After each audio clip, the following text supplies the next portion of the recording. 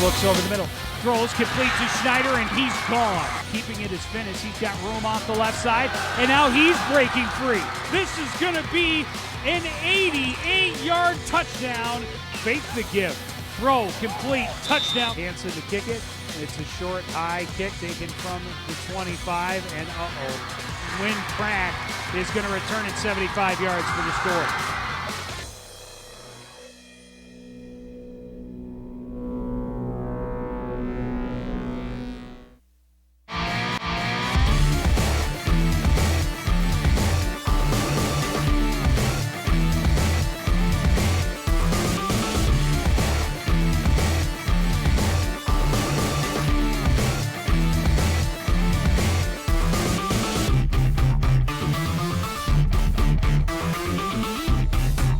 It's homecoming night at Coon Rapids High School, and the Cardinals trying to get back on track as they host the still undefeated Andover Huskies. Joe Young and Howie Shapiro high above the action, and Howie, a big test for the Cardinals, back-to-back losses, and now coming back home, back-to-back losses on the road, now coming back home, trying to get back on track with just 3 games left in the regular season. Yeah, Joe, and it's the way they lost last week. It was very disheartening, and we were talking before, it wouldn't have been a surprise if Blaine had won the game. More of a surprise the way they won the game. So Coon Rapids is coming here tonight, and they've had a great week of practice. They were embarrassed last week. They admitted that. Their coaching staff admitted that, and they are going to make amends here tonight. They're at least hoping to. Well, they will once again be presented with a two-headed monster under center. Tyler Finnis, the quarterback for the Andover Huskies, is a threat to both run and throw the ball. He really is, and he's the leading rusher in terms of touchdowns. 11 scores on the ground, 5 through the air. Cardinals are going to have their work cut out for him. They're going to have to spy on him all evening long, especially with Cole Westerlund, their leading running back, out for this game. They're running the 2 players are going to come in and run the ball for Andover, inexperienced. Yeah, for the Coon Rapids defense, gave up 35 points last year, 28 in the opening half, all on short play, long yardage drives against Blaine. The secondary is going to be tested. They need all of those guys in the secondary to step up tonight. Well, what's really important is to wrap up on tackles. They did not do that against Blaine, and you cannot give that many big plays up and expect to win a ball game. They're going to pass tonight. Andover's going to throw the ball. There are a lot of weight on their shoulders as defensive backs. Yeah, to talk more about the challenges ahead of that Coon Rapids defense, we go down to the sidelines. The third member of our broadcast team this evening is Ron Johnson. Ron? Well, Joe, you already talked about Tyler Finnis and how similar he is to the situation they faced last week against Blaine. It's a guy that can run the football and a guy that can throw the football. So perhaps the blueprint a little bit for the Cardinals defense was set in what they had to deal with last year against Blaine, defending Finnis here tonight. The other similarities, both of these teams are undefeated, so back-to-back undefeated challenges for Coon Rapids. But to make sure the similarities in the final score are different, defensively they can't give up those big plays that you talked about. And of course, offensively, guys, they have to take care of the football. Yes, they absolutely do. Thank you, Ron. 3 turnovers for the Cardinals. 1 resulted in a Bengal touchdown last week. 2 ended drives where the Cardinals were starting to move the ball and threatening to cut into that lead. That front 7 of Ando is very, very good. The Cardinals are going to have to figure a way to get beyond the linebackers and make the defensive backs make tackles and make plays. Coon Rapids feels if they can do that this evening, Joe, they're going to be successful. Well, the game has been hyped all week. The atmosphere is ripe for the Cardinals to try and get back on track. The homecoming festivities began on Wednesday with the homecoming parade. The Powder Puff game, they end here tonight with the Coon Rapids football team trying to get back on the winning track. They host the Andover Huskies. Kickoff is next on CTN. Kickoff is now taken by Theus from the 5-yard line in a big hole. Coon Rapids going to get great field position as Theus takes it all the way back out to the 39-yard line. Joe, that's the way they wanted to start. Good field position. Both coaches stressed that here tonight. Field position as well as turnovers are going to be very important and the keys to winning a game.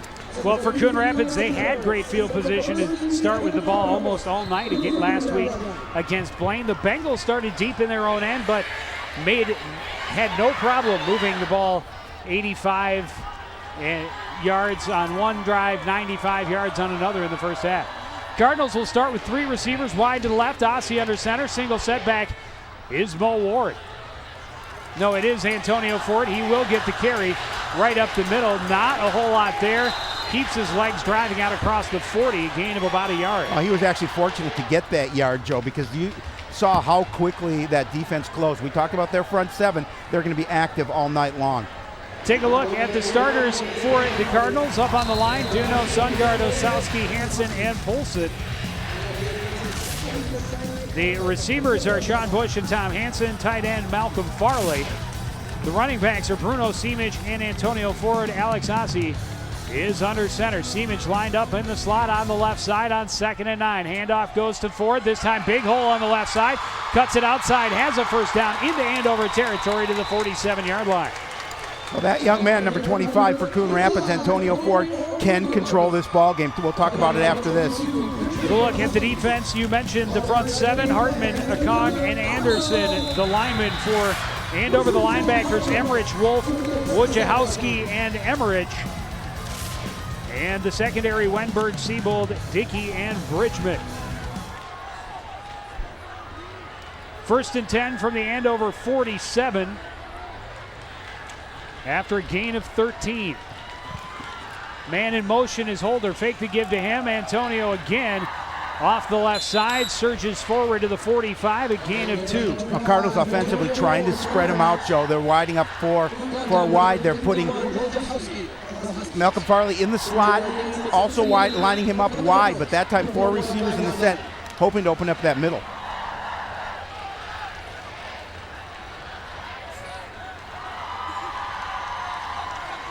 So 2nd and 8 from the Andover 45. Holder again, the man in motion. Play action. Ossie throws left, incomplete. Late flag coming in. That's going to be contact on Tyler Bridgman. Got there a little bit before the ball, and it'll be pass interference and an automatic first down. Yeah, it took a little while to get that flag out, but Bridgman definitely was playing on top of Hansen.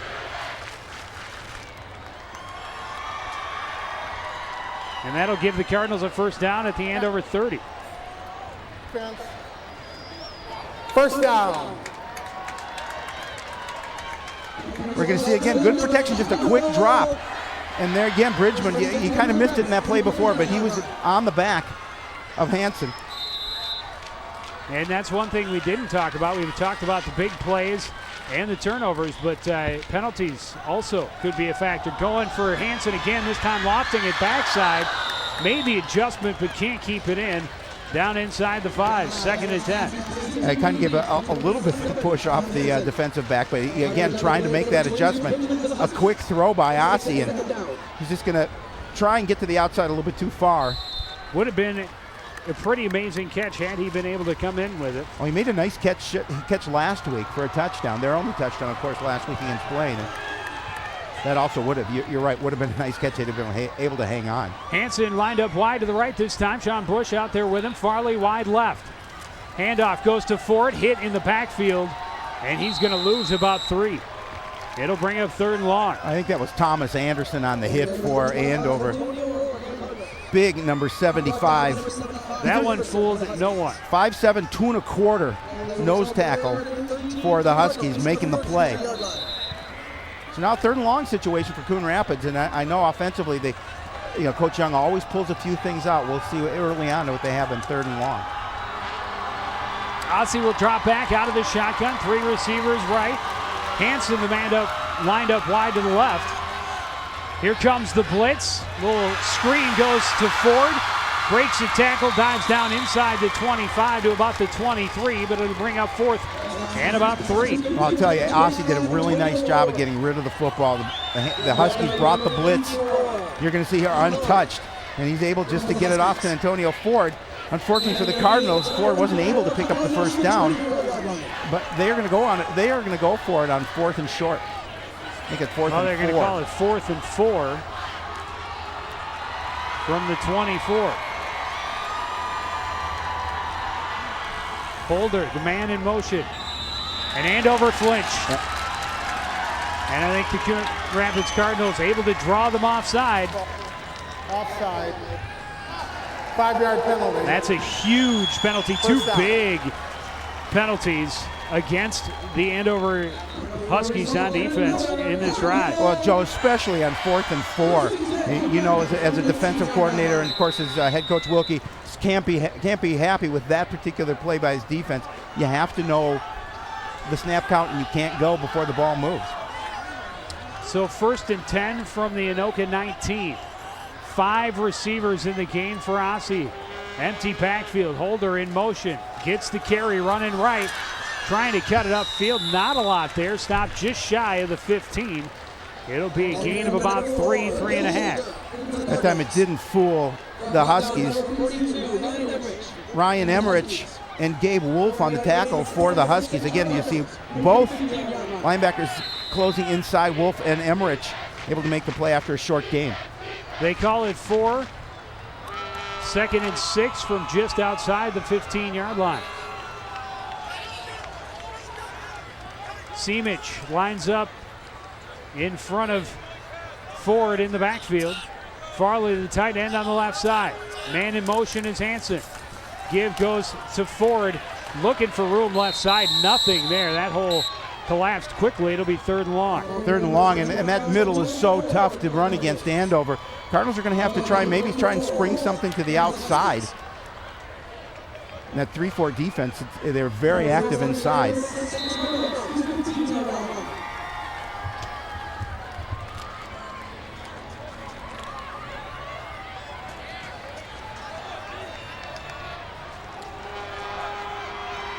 Aussie out of this shotgun again. Ford in the backfield with him. Quick pump on the right, rolls left, throws complete. Holder wide open, makes a move, dives and just shy of the end zone. It looks like they're going to mark him out of bounds close to the 2. He did a nice job after the catch turning upfield to Bill Holder. Again, good protection for Aussie. He's able to get that quick pass to the outside. And Holder's going to try and move that into the end zone, but not before Tyler Bridgman's going to bring him down close to the goal line. They're going to say it's out at the 3 even. But a gain of 12 sets up 1st and goal. Offset I formation in the backfield. Tight end on the left. Handoff. Ford looking for room on the right side. Pushes his way forward and down to the 1. A gain of 2. Boy, it's tough sledding inside. That offensive line's going to have to do a good job at pushing back that front, at least that front 3 for Andover. You're going to see a lot of congestion up there. Good job by Ford to keep his legs moving and try and pick up a couple extra yards. 2nd and goal. Ford right up the middle, touchdown. Oh, big hole opened up by that offensive line. Great drive for Coon Rapids, Joe. They did a nice job of converting thanks to a penalty on 4th and 4. But the Cardinals strike first here in homecoming, and that's a big touchdown for Coon Rapids.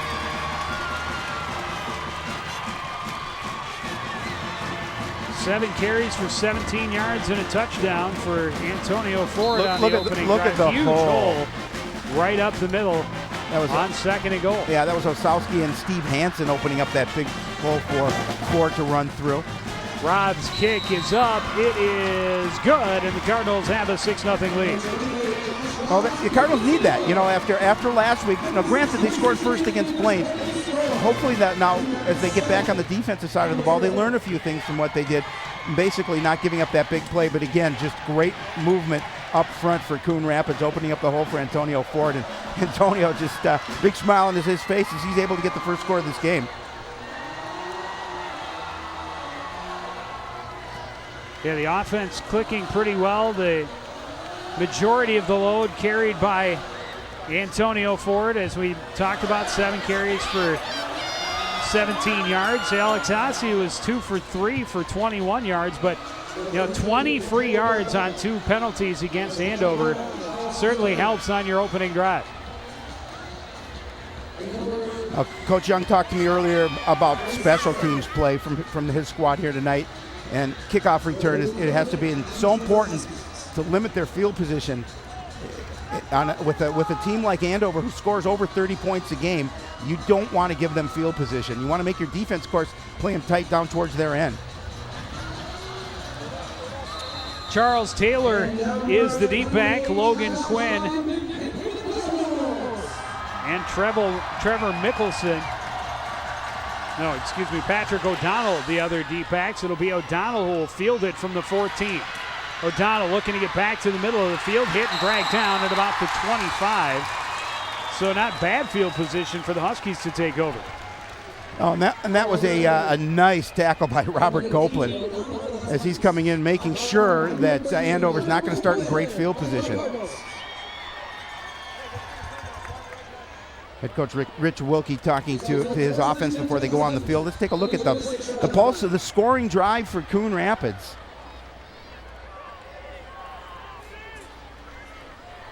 There it is, 13 plays, 61 yards, took 5:35 off the clock, a 1-yard score for Antonio Ford. Finnis, quick drop, looks right, pass complete to Matt Schwartz, first down, out to the 35. Now they like to get rid of the ball quickly. They'll spread it out.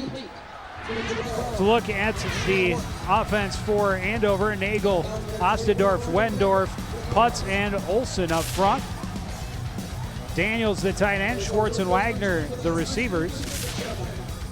O'Donnell and Scott in the backfield with Finnis. Finnis out of the shotgun with an empty backfield, and he draws Coon Rapids offside. That time Travis Duno a little bit anxious. Ball, offside, deep, 5-yard penalty, still down. Try to anticipate the snap of the ball, and that puts Andover in a 4th and short, and that's a dangerous situation. I'm sorry, 1st and short. That's a dangerous situation. You can do a lot on 1st and 5.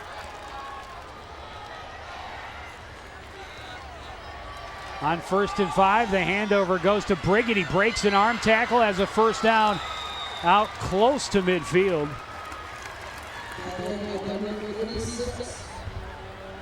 Briggett did a nice job of getting to the outside and picking up some positive yardage.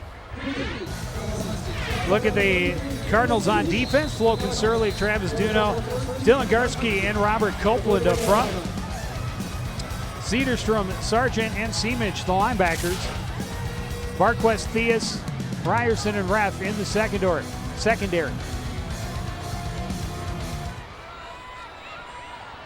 1st and 10 from the 49. Finish. Short drop. Pass in and out of the hands of Schwartz. Had his man open, and Schwartz just couldn't hang on. Yeah, it was a nice play, a little bit out to the sideline, and Schwartz dropped the ball. He just took his eye off it. That was a nice throw from Finnis. On the numbers, that's a pass Schwartz must catch. Same play they ran to start the game. Again, Finnis out of the shotgun with Scott and Briggity in the backfield with him. Looks left, pass is complete to the tight end Daniels, and he's stopped after a gain of about 5. It'll bring up 3rd down. Nice job by the Coon Rapids defense on tackling. Some of the things they were doing last week, they weren't wrapping up on their tackles. They made sure this time that they were going to wrap up Alex Daniels. That was Cederstrom and Shaquille Theus. 3rd and 4 from the Coon Rapids 45-yard line. Finnis checks the sidelines and changes the play. Scott moves in motion, will line up in the slot on the left side. And now a timeout by Andover. Yeah, and that's a timeout that Coach Wilkie can't be happy with. A little bit of communication on what the play was called. And you can see he's not happy with that. Coaches obviously don't like to burn timeouts when they don't have to. Yeah, but as we talked about last week a couple of times, much rather burn the timeout early than come up short on 3rd down, or even worse, turn the ball over. Absolutely. There's no question about that. You have to take it because you have to get back and regroup. But you won't. There's not a coach that likes to burn a timeout in that situation.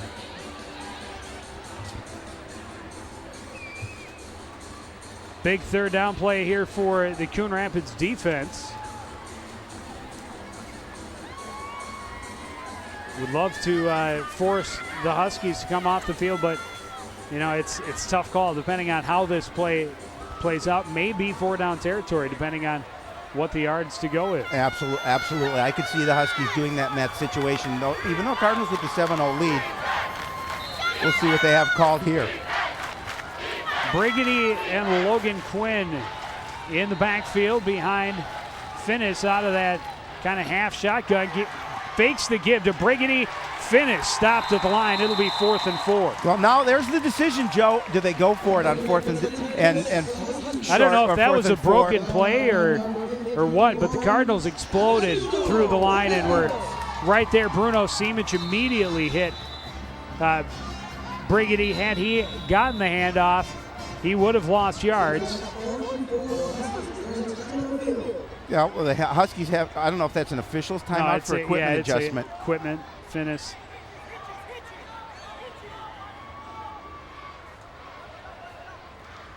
Trying to adjust something, get the snap back on, but last thing Cardinals can do here is jump off sides and give back that crucial first down they received from the Huskies on offense on their opening drive. Well, you saw the Husky defense do that, as you were mentioning, and you're right. They just have to make sure that they watch the ball and don't jump.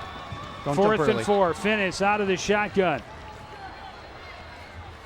He's going to change up the play. He's going to drop deeper back, and now lining up like he's going to punt. And he will. High, short, end over end punt. And it's going to take a Coon Rapids bounce. And the Cardinals will start from about their own 33. Yeah, good field position for the Cardinals and a great defensive stand for the Coon Rapids defense. They did a good job, a big hit on 3rd down, forcing the Huskies to get rid of the football. And now, Joe, this is an important drive for Coon Rapids. They again would like to control, take time off the clock, and put another score on the board. Yeah, just an 11-yard punt for Andover. And Coon Rapids, again, good starting field position from their own 34-yard line. Simic will line up in the slot left. Forward, the lone setback.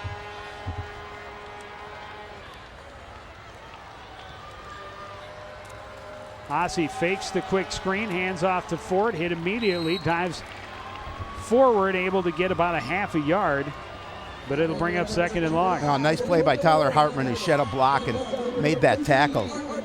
Well, they are very aggressive up front, as we talked about in the opening. Well, they did a good job against Champlin last week of really limiting their offense. And of course, they beat the Rebels 28-0. And Coach Wilkie said the defense was the star of the game. They just really held the Rebels down, played really well. Ossie out of the shotgun on 2nd and 10. Play action. Ossie rolls out, has time, throws, passes in and out of the hands of Bill Holder, incomplete. It'll be 3rd and long. Well, got the defense stopped a little bit. They thought it was going to be a run. Well, and I wouldn't blame them. Standing room only, Joe Young. I was very impressed by Alex Ossie in the second half, the way he ran the ball. Had not seen him do a lot of that yet this year, but late in the game really decided to take the ball down and carry it a couple of times, came up with some decent runs. Here's 3rd and 10 for the Coon Rapids Cardinals. They are 0 for 2 on 3rd down so far. Ossie looks left, now rolls to his left. Pass is picked off, overthrown, and Tyler Bridgman taking it the other way. He's taken down at the Coon Rapids 45, so the Huskies will take over right where they punted away from. Well, that one's all on Alex Ossie. He had a receiver and Sean Bush open. He just telegraphed that pass and threw it up and over Bush. A relatively easy interception for Bridgman. He probably thought, gee, look what I have. It's a little present for me. And he made the interception, and now the Huskies in good field position trying to start this drive. 1st and 10 from the Coon Rapids 45. Finnis hands off to Brigady left side, and he's slammed backwards after a gain of about 2. That was Dylan Garski and Travis Duno on the tackle, but Dylan Garski who pulled him back and threw him over.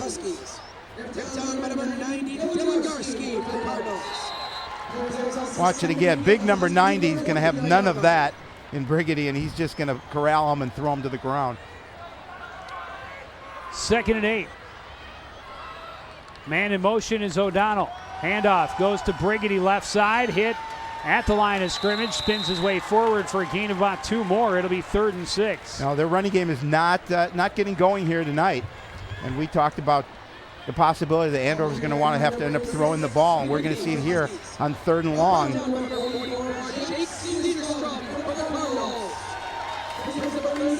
The offense over there talking about what they need to do after turning the ball over.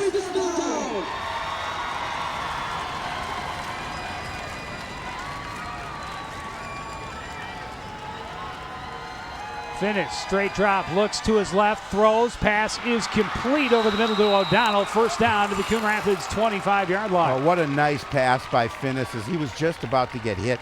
He threw a rope in there to complete for the first down. Take a look at it here.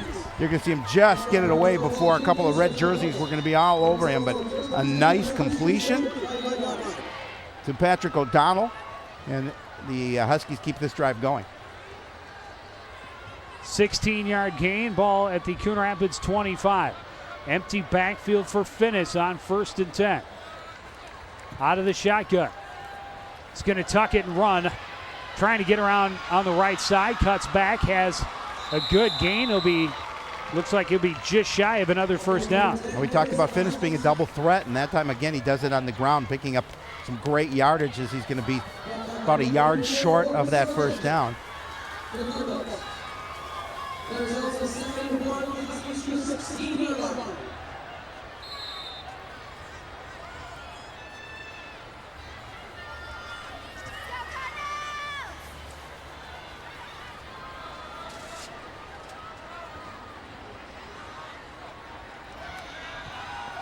Fakes the give to Brigady and then breaks a tackle, dives into the end zone.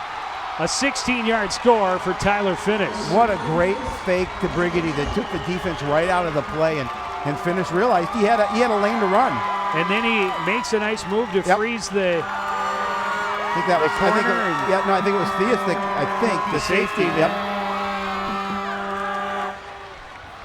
But after a turnover leads to points, and that's what the Cardinals are trying to avoid. Again, watch it here.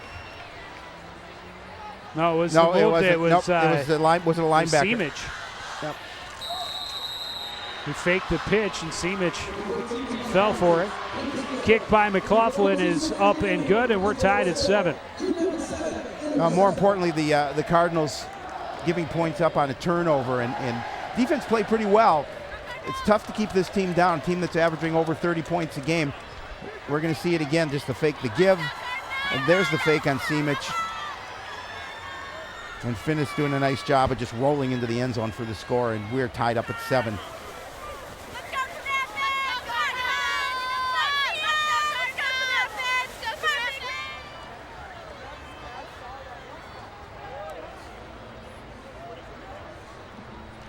A relatively quick strike for the Huskies after getting that turnover.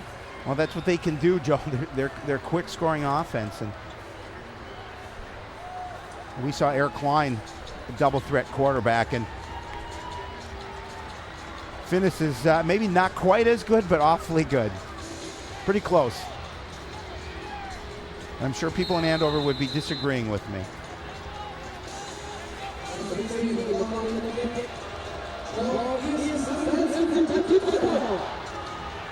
Good kick by McLaughlin. Taken by Hansen from the 5. Looking for room in the middle. Spins off the first hit and falls forward to the 25-yard line. Pretty good return. And decent field position for the Cardinals. 36 seconds remaining first quarter. Well, again, now this is a drive that the Cardinals need to redeem themselves and continue to drive, and have to be so careful they don't turn the ball over in this situation.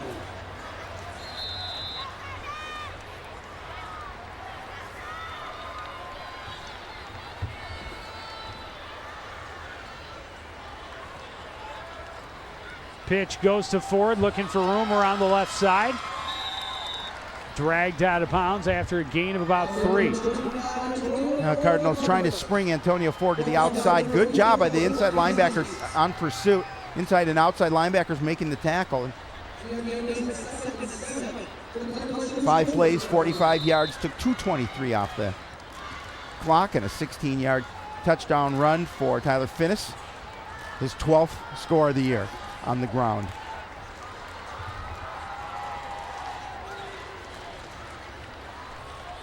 Four receivers in the game for Ossie on 2nd and 7. Holder, the man in motion.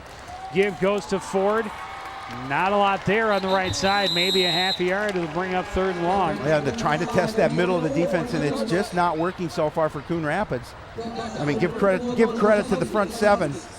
They play so tight. It's so tough to get around them.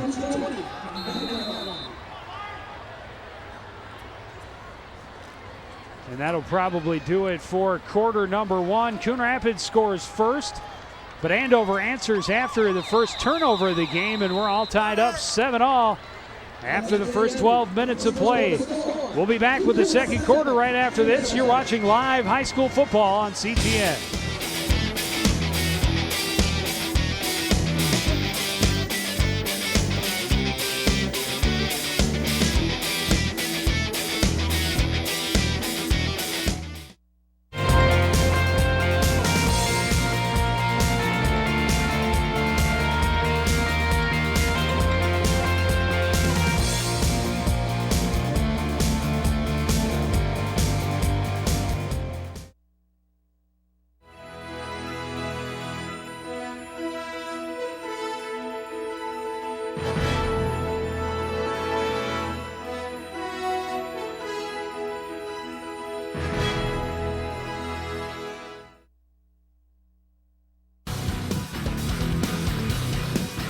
Back at the Cardinal Sports Complex, homecoming here at Coon Rapids High School.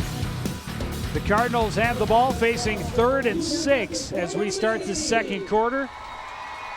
Still a lot of fans trying to get in the door, a logjam.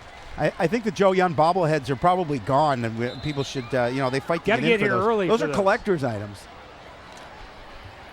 A good crowd on hand for the homecoming game. A good game thus far.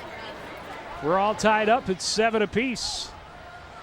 There's a lot of fun things to do at the here at the complex. Stands are right next door. Our favorite, the Cardinal Grill. Big 3rd down for Coon Rapids on offense. Man in motion is Ford. They fake the give to Amasi. Will keep it, and he should have about 3 yards, but well short of the first down. Yeah, again, give credit to that defense from Andover. They're closing down. There was a hole. They did a great job. They have great speed on defense. They did a good job of closing it down. So that'll be 4th and 3. And Ossie will line up in the shotgun, but I'm sure you'll see him drop back and punt this one away. Yeah, they're not going to try it from here. At least I don't think. From their own 32 on 4th and 3, that would be unwise. Yeah. Ossie does a nice job with the pooch punts. Directional. This one got out of bounds a little quicker than he wanted to, but the Huskies will start from about their own 47-yard line. Yeah, I don't think that's the kick he was looking for. Good field position again for the Huskies. A quick 3 and out for Coon Rapids, and that's something this offense can't do. You can see Alex Ossie not happy with himself. Wanted to give a little poorer field condition or field position to the Huskies, but they'll start in good shape. And Finnis will hand it off to Brigady. Cuts back to the left, breaks the tackle, flag on the play. Brigady is going to be, looks like he'll have enough for a first down, but we'll have to see what the flag is for. I think that's coming back. That's a hold. Yep. Hold on the Huskies. That's going to bring a nice run and all for naught. You've seen a couple. Holding on the offense, 10-yard penalty, a first down. There again, I'm not sure if they're called the hold right there. But a nice run by Brigady nonetheless. So give Brigady 2 yards on the carry, I guess, and then a 10-yard penalty. Because it happened 2 yards off the line of scrimmage. So 1st and 18 from their own 39. Finnis out of the shotgun, has Brigady in the backfield with him. 4 receivers. Handoff goes to Brigady. Cuts back, and he is stuffed after a very short gain. It'll bring up 2nd and long. That was Logan Sargent on the tackle. Oh, no, that was seated. Yeah, that was Logan Sargent. I thought he said 44. I was going to say, I thought it was 34, but yeah, it is. Logan Sargent with a nice play. Stuffed in the middle, and now it's going to be second and long. Second at about 16. Finnis operates with 2 receivers either side. Briggity in the backfield with him. Straight drop, looks left, pumps once, now goes long. Down the sidelines, has a man, but overthrows, looking for Charles Taylor down that left sideline. He had a step on the defense, but that ball well overthrown. Yeah, Dom Ruff on the coverage for Coon Rapids, and Jimmy Taylor just got about a half a step on him. It's going to make it third and very long.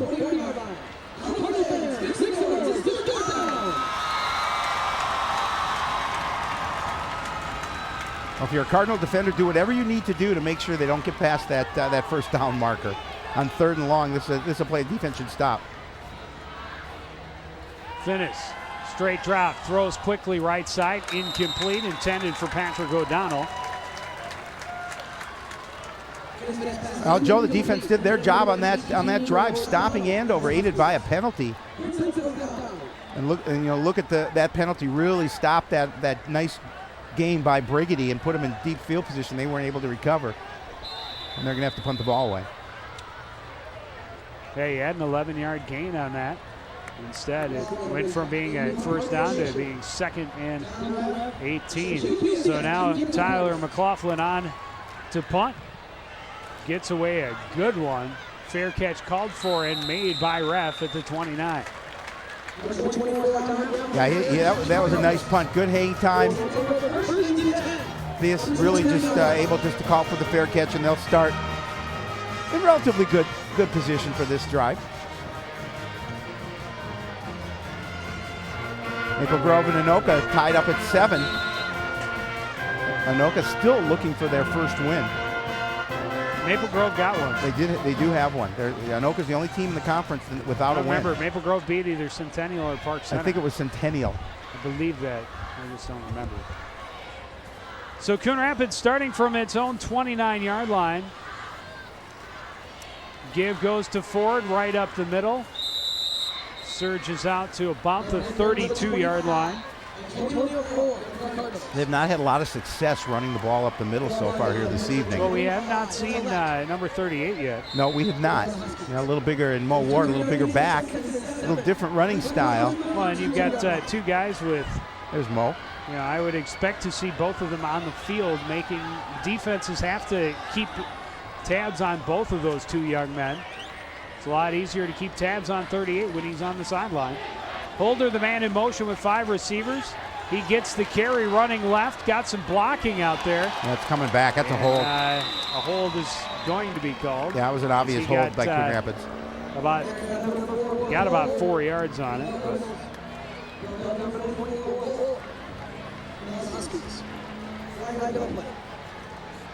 We'll see it again. You can see the hold. There it is right there. It's a good hit there by Gabe Wolf. Holding. 10-yard penalty, second down.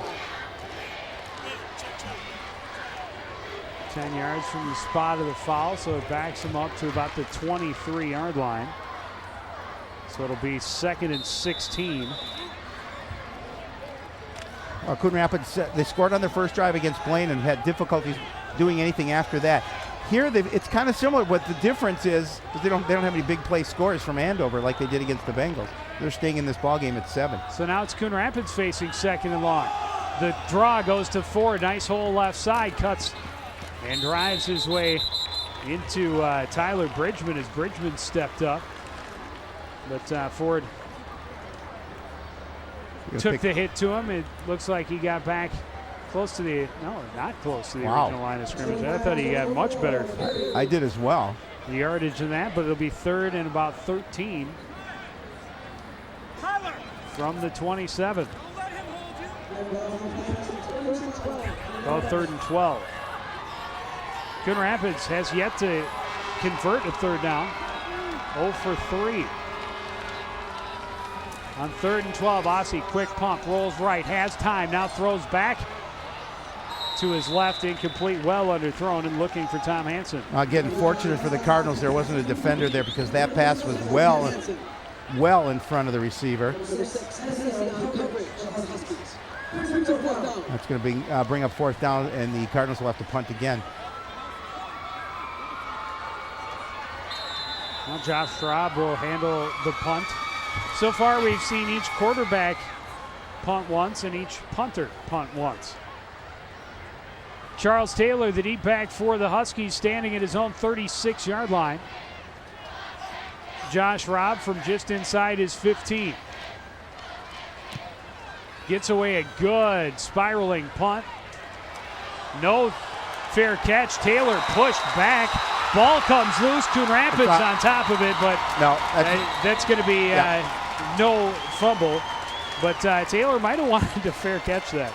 Boy, and he was hit hard. He got hit by three straight red jerseys. Great special teams play. A great punt there. You're going to see he was spun around there. I don't know. I don't think he was down before that, though. I think they had blown the whistle. Because I know he wasn't down after this initial hit. Because they give him where he caught the ball. Yeah, I don't get. He certainly wasn't down before the ball came out. How did they blow a whistle that quickly? Because he was only going backwards. They were trying to protect him. So from his own 36,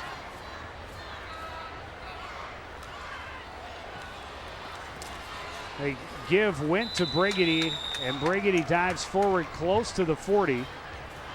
Gain of about 4. We talked about how physical both these teams play, and you can see it there on the field tonight. Both defenses hitting hard. Not a lot of room for the offense to get something started on either side. 2nd and 7. Finished out of the shotgun. Oh, it's down. It's down. It's kicked back. Finished diving, able to get back on top of it. That's the danger when you hold it in the gut and wait so long before trying to pull it back.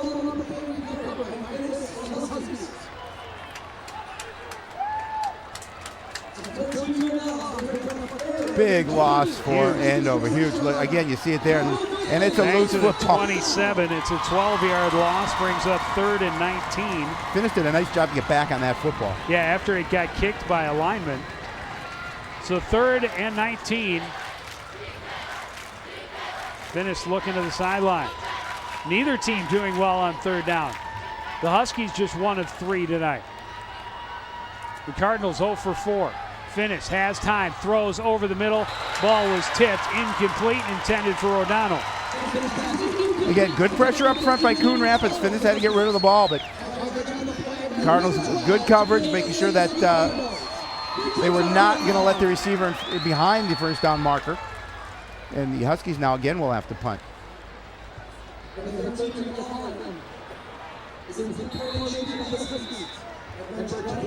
McLaughlin will stand at about his own 12 to punt this one away. Champlain Park 10-7 over Osseo. There's 10-7 score as well with Anoka up on Maple Grove. Very good punt. Ref waves for the fair catch, falls forward to make it at about the 43.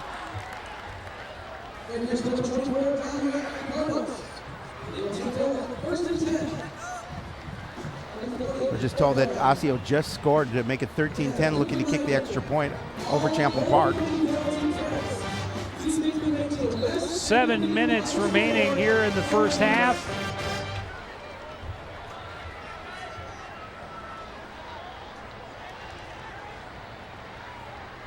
Four straight punts.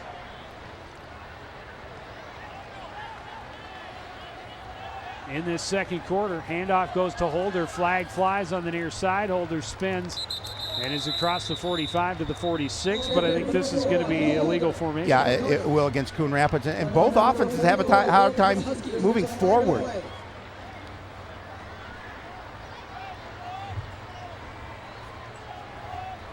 We have illegal formation on the offense. 5-yard penalty. Still first down. Making it a little more difficult on themselves. Cardinals now 3 penalties for 20 yards. The Huskies with 3 penalties for 30 yards. We're going to see Mo Ward for the first time coming into the ball game. So we're seeing Ward and Ford in the lineup at the same time. Well, they like to line Ford up out in the slot and bring him as the motion man. Definitely the most dangerous weapon they have to try and get around an end carrying the ball. They want him in open space. And he will get the carry, running to the right, cutting back, dives forward, out close to the 44, the original line of scrimmage, will bring up 2nd and 10. Again, the quickness of this Husky defense, they're very quick to the ball. Even when the Cardinals get a little bit of space, they close quickly. 12 carries, 35 yards in that score for Antonio Ford.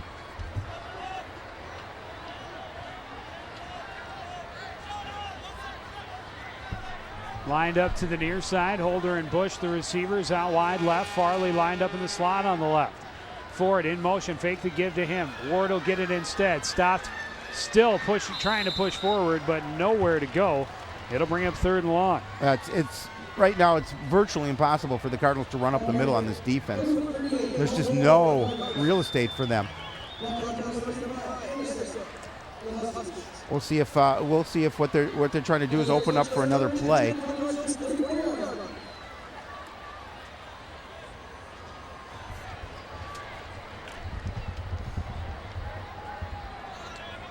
And now 3rd and 10.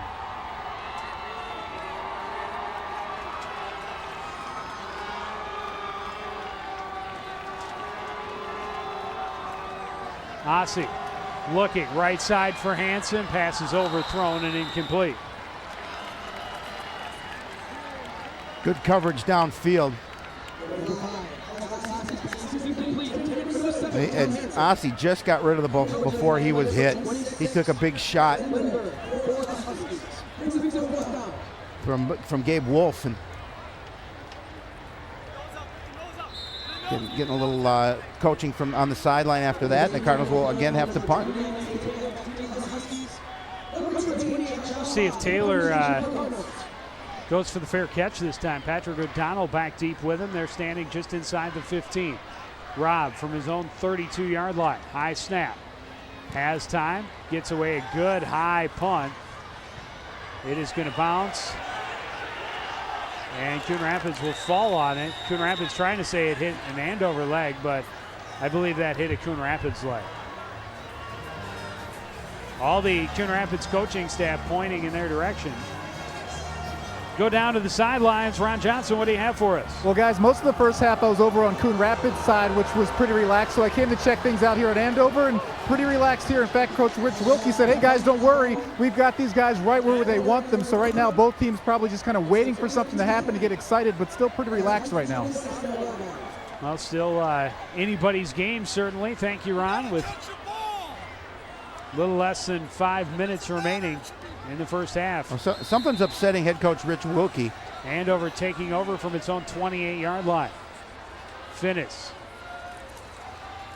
Play action, rolling right, has time. Now chased by Sirleaf, throws incomplete, pass intended for Jake Wagner. Great coverage by the Cardinal defense. They were not letting anybody open for Finnis to throw to. And Finnis tried to get in that corner, but good job too defensively, making sure that they wouldn't let him run with the ball, and he had a difficult time finding a receiver.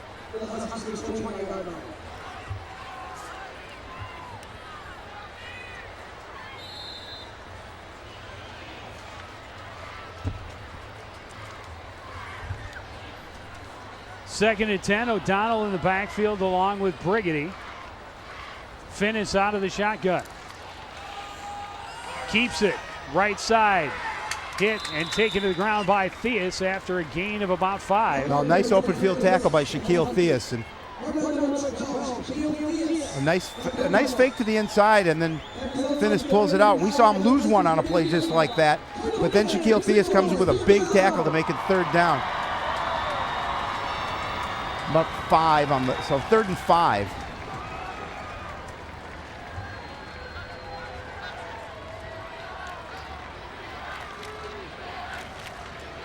Finnis fakes the give, throws left, pass tipped and incomplete, intended for Charles Taylor. Again, great job that time. I believe that was Elliot Barquist on the coverage, and he got a hand on the ball, knocking it away, and again, the Huskies will have to punt.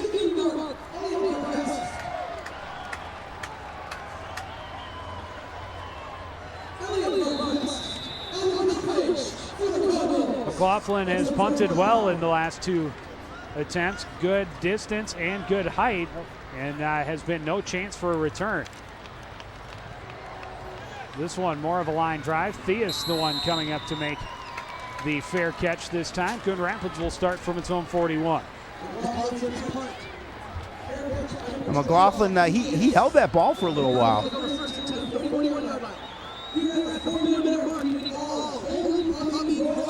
Again, good field position for the Cardinals to start this next drive with a little over 4 minutes remaining in this opening half. Oh, right at 4 minutes, a little under 4 minutes.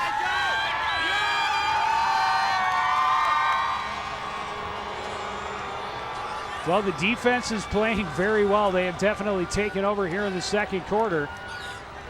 Both defensive playing well. Correct. A lot of punts here in the second quarter. Play action, Ossie looking over the middle pass. Incomplete, a little too low, intended for Sean Bush. Boy, and he had Malcolm Farley too, wide open over the middle.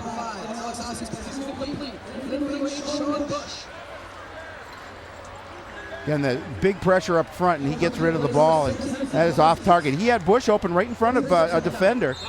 He also had Farley open across the middle. Ossie was 2 for 3 on the opening drive for Coon Rapids. Has not completed a pass since. He is now 2 for 8 in the game for just 21 yards and an interception. 2nd and 10. Ossie out of the shotgun, forward the deep man. Bush the man, or Holder the man in motion. Play action. Ossie shapes from the pocket, throwing down the left sideline. That pass is picked off.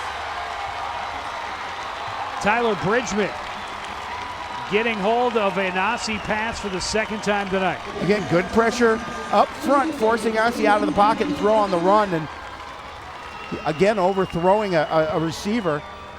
And give credit to Bridgman, his 2nd interception of the evening. They're going to see he's going to have to get out of the pocket. Good rush up front by Andover, and then he's going to overthrow his receiver. A relatively easy catch for Bridgman over the shoulder. One Yun makes every day. Quick screen pass right side, complete to Jake Wagner on 1st down. And he'll be close to a 1st down.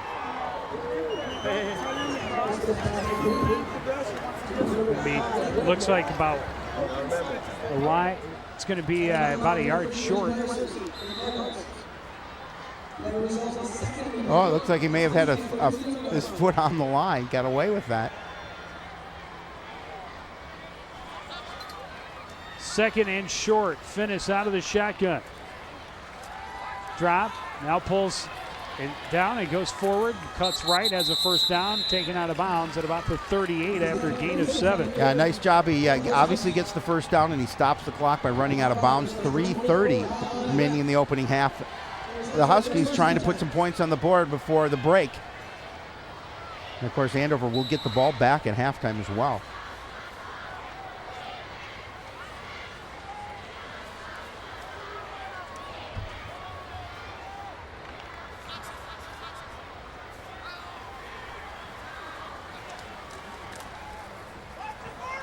Finis taking off again. This is going to get him close to another 1st down, a gain of 9. Now we talked in the opening, Joe, that you have to put a spy on Tyler Finis. He's taking control here on the ground. Get a missed tackle there.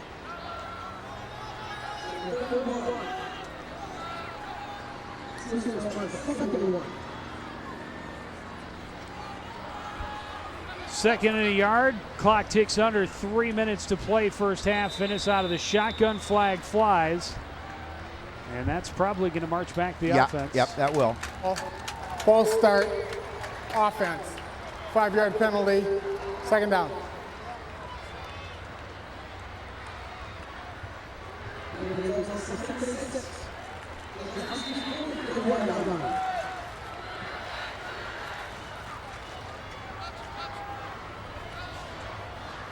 So 2nd and 6 now.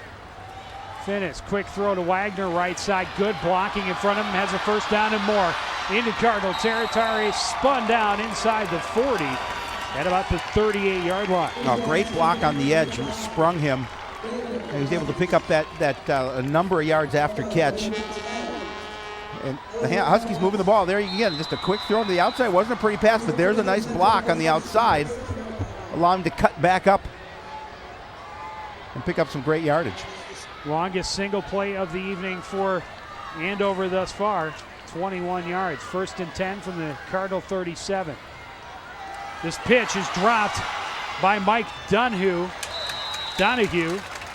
He's able to pick it back up but lose a lot of yardage. Yeah, that's a tough play because now time is running down a little bit. No, that's Logan Quinn, excuse me.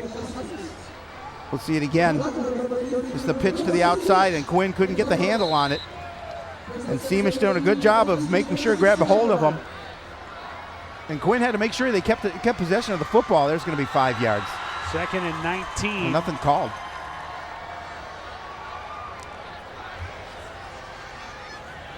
Finnis, straight drop, throws right, pass is complete. O'Donnell able to break a little arm tackle, leans forward down to about the 30. It'll bring up 3rd and short. Yeah, that time a missed tackle, allowing him to gain some additional yardage. Clock is ticking down at 1:30. You're going to see the throw there. There's a missed tackle, an arm tackle. You got to bring him down. You can't tackle him with your arm. 3rd and 3. The fake, a flag in the backfield. Finnis will have the first down, but this one's coming back. Yeah, this one's definitely coming back. A sloppy game on both sides. And that's a big one against the Huskies.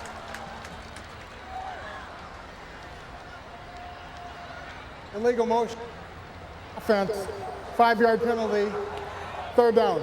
So instead of 3rd and 3, which they converted, they'll have 3rd and 8 from the Coon Rapids 35.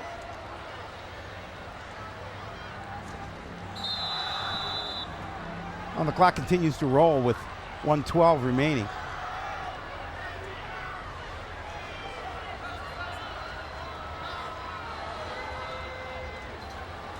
Finnis pumps. Now has time. Throwing right, looking for Wagner, well overthrown, incomplete. Clock stops with 57 seconds remaining. Yeah, again, a good protection up front for Finnis. He's able to have plenty of time to spot a receiver. And with the ball at the Coon Rapids 35, it looks like the Huskies are going to try and go for it here on 4th down. Or at least that's how they will line up. Yeah, the 3rd down conversion rate has to be driving both coaches insane. Absolutely. Coon Rapids 1 for 5, Andover 1 for 6.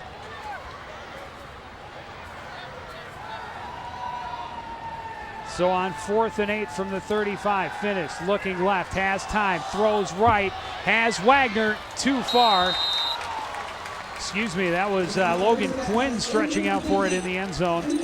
But incomplete, and it's going to turn the ball over to Coon Rapids with 50 seconds remaining. Again, great protection up front for Finnis. Just a little bit too much underneath it. Quinn, as you mentioned, trying to dive out for that football. But Cardinals defensively hold again.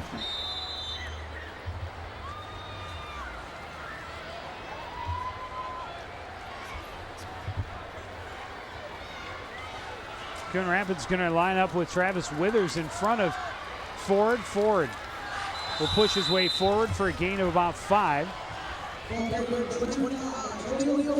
That may have been the best run up the middle Coon Rapids have had so far in this first half. They have not exactly been eating up big chunks of yardage.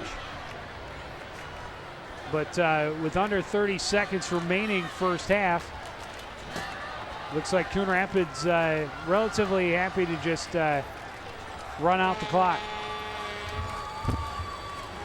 Handoff, Ford trying to get around the right side. Makes a man miss. And is forced out of bounds at the Andover 45-yard line after a gain of 15. Well, I think that's what they've been trying to do is spring Ford to the outside. Haven't been successful up until now, but great job by Antonio Ford to gain the edge. Going to give a little juke, push the defender to the ground, pick up some additional yardage, and get out of bounds. Well, that is the largest play of the game offensively for Coon Rapids tonight, 15 yards.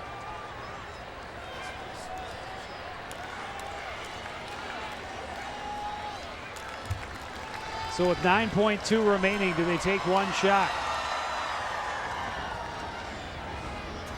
Now with one receiver lined up with yeah. with two tight ends and one receiver. And that's going to be 5 yards against the Cardinals. Delay game. Yeah.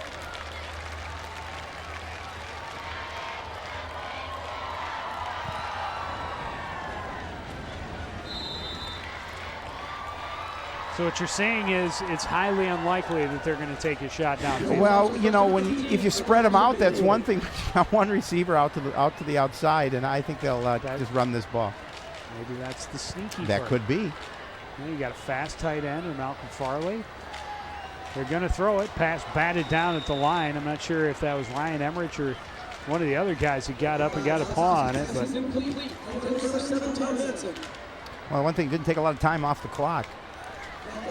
See it again. I think it was Emmerich that, yep, he did get a hand on it. Rossi now 2 of 10, and now it looks like they're lining up to take a knee with 6.1 to go. And they will.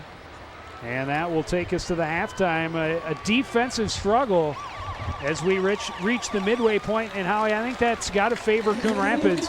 Remember, this is an Andover team used to scoring more than 30 points a game. They do hold opponents to like less than a touchdown a game, so they're used to playing well defensively, but they're also used to putting up some bigger numbers on offense. Absolutely. I think Coon Rapids just, wants a shot to stay in this ball game, and they have definitely done so here, tied at 7 at the break. And of course, the defense has played so well.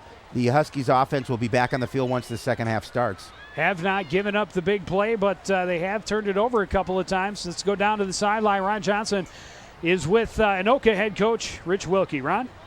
All right, Joe, thanks a lot. Well, Coach, this looked like it might have been an offensive ball game early on the way Coon Rapids came out and drove the ball, but then all of a sudden all the defense came out on both sides. Yeah, they really came out running the ball well on us, and we kicked a couple penalties around to keep their drive alive too, but they did a nice job moving the ball. And then I thought our defense settled down really well and has done a great job. Unfortunately, offensively, we're shooting our feet off, penalties and fumble the football and all those kinds of things that make it tough to overcome and get first downs when they're longer than 10 yards. So, but we'll get things squared away here, and if we can sustain a couple drives here in the second half, I think we'll be okay. All right, Coach, thank you. All right, guys. Thank you, Ron, and Coach Wilkie of the Andover Huskies talking about the penalties that have stalled a couple of their drives on offense, also helped the Cardinals on their lone scoring drive of the first half. But as we reach the midway point, it's anybody's game. You're watching the Coon Rapids homecoming game only on CTN. We'll have more right after this.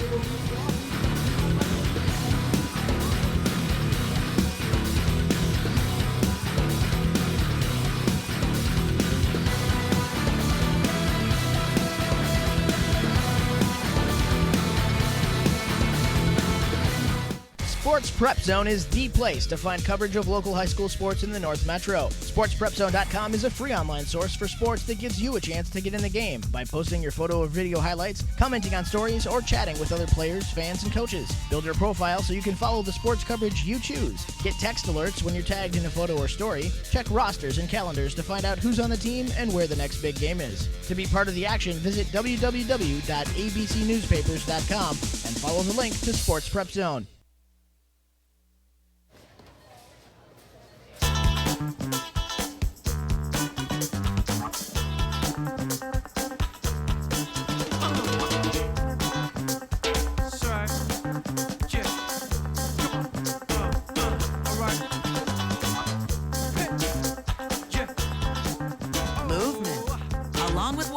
It's one of the many ways to fight osteoarthritis pain. For more information on managing pain, go to fightarthritispain.org.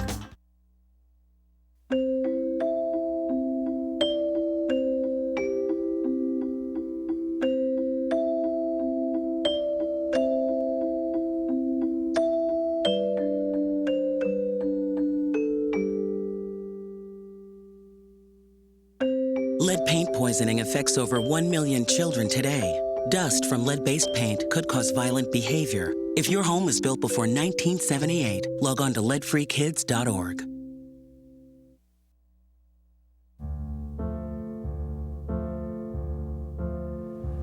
There's a monster in my bathtub.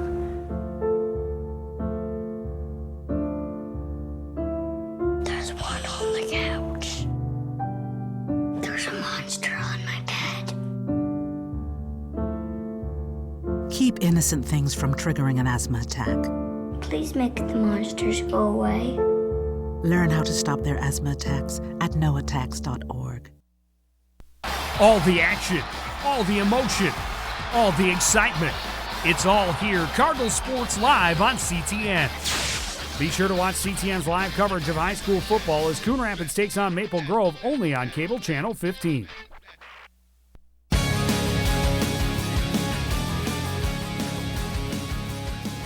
It's Coon Rapids 7, Andover 7 as we've reached halftime at the Cardinal Sports Complex for homecoming. And now for your halftime enjoyment, we present the Coon Rapids Cardettes.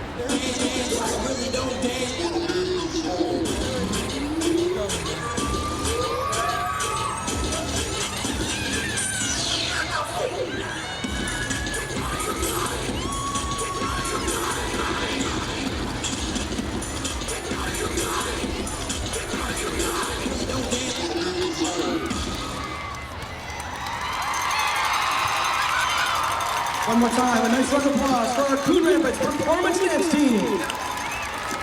Please join us at our Mini Cardettes Clinic on Saturday, October 9th. The show will start tomorrow at 6:30 p.m. I got mine. Yeah, I got mine. So did I. It's called Community Immunity. I got mine. I never miss mine. And can protect everyone from an epidemic. I got mine. I always get mine. But it only works Yo lo tuve. if you do your part. I got mine. Me too. When you get a flu shot, we all benefit. Did you get yours? Join the crowd and be prepared for the flu this season. Go to readyanokacounty.us for more information. I got mine. After I reminded you.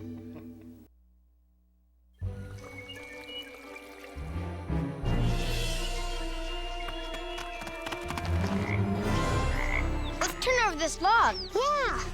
Whoa! I like the big black ones. I like the brown wiggly ones. I like the green crunchy ones myself. Whoa.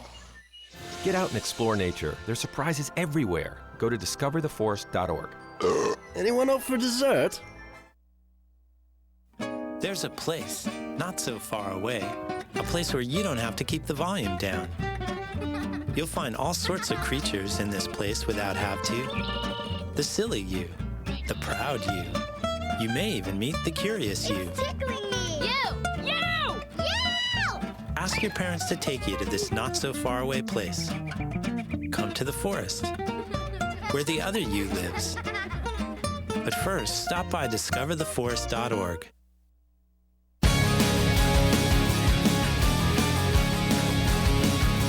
Back at the Cardinals Sports Complex, halftime between Coon Rapids and Andover. It's all tied at 7 apiece. And now for your continued enjoyment at the halftime, we present the award-winning Coon Rapids Marching Cardinals.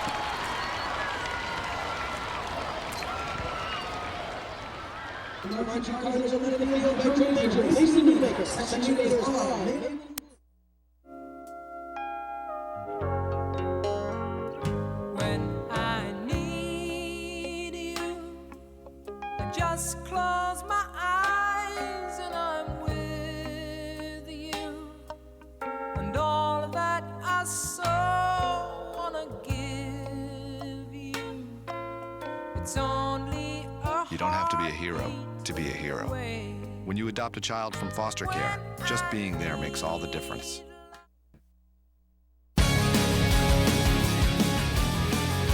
Back at the Cardinals Sports Complex, Coon Rapids 7, Andover 7 at the half of this homecoming game.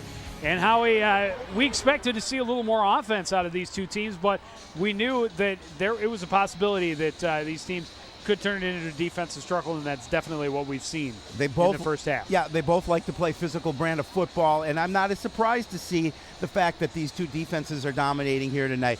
The fortunate thing, the Cardinals had a couple of turnovers, but it really didn't hurt them too bad. The first turnover led to the first touchdown for Andover, but the second turnover didn't really lead to any problems. They need to make a few adjustments specifically on offense and try and find a way for a couple of runners to get to the edge. Neither team able to do very much with third down conversions, a lot of punts, and a couple of turnovers on downs, a couple of turnovers on offense for Coon Rapids. Take a look at the first half. The Cardinals marched down in their opening drive. Ossie to Holder to set up the first score. That was a 13-yard gain. 2 plays later, Antonio Ford in from the 1 to put Coon Rapids up 7-0. Next possession, looking for Holder again. The pass is overthrown. It's picked off by Tyler Bridgman. That leads to Andover's score. It's the keeper by Finnis from 16 yards to even the score at 7. In the second quarter, it was defense domination. 6 punts, another turnover, another interception by Tyler Bridgman. But Howie, as you mentioned, the second turnover by Coon Rapids on offense did not come back to hurt them. Yeah, as you mentioned, not a lot of yardage for either team. Both 5 first downs. A couple of turnovers for the Cardinals. Penalties on both sides of the ball. I think what Coon Rapids needs to do here, they're coming out, they're going to play on defense, and really they've got that emotional spark that they left with at halftime, and they're going to have to try and see what they can do against trying to stop that offense from Andover. Well, and each team only able to convert 1 third down conversion. Yeah, and that is something that I'm sure both coaches are hoping that they can change here in the second half. Yeah, I think both coaches definitely felt that, coming into this game, they wanted to work on a few things. Mental mistakes, turnovers, penalties have really hurt both squads. Stop drives on both ends. So I think Andover coming out here, make some adjustments and try and continue, because they did move the ball a little bit, but I think they'll get Finnis a little bit more involved as well.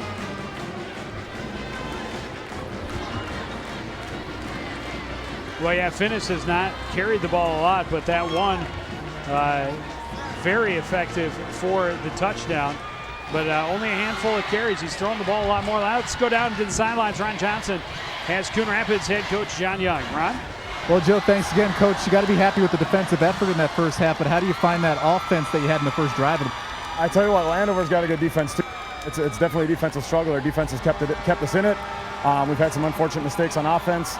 We just need to find a rhythm there and put the first score on the board. I think it's going to be a defensive North Conference fight, but they're keeping us in it. They're playing great. All right, Coach, thanks. Thank you. All right, we look forward to a great homecoming second half here, guys. Well, fans all fired up on both sidelines. A lot of fans in the visiting stands. The Andover Huskies trying to stay undefeated. They're 5-0 coming in, but in a dogfight with the border battle here against the Coon Rapids Cardinals. The Cardinals looking for their first win in 3 weeks. It's all tied. We'll take a break and be back with kickoff of the second half. Right after this, you're watching high school football on CTN.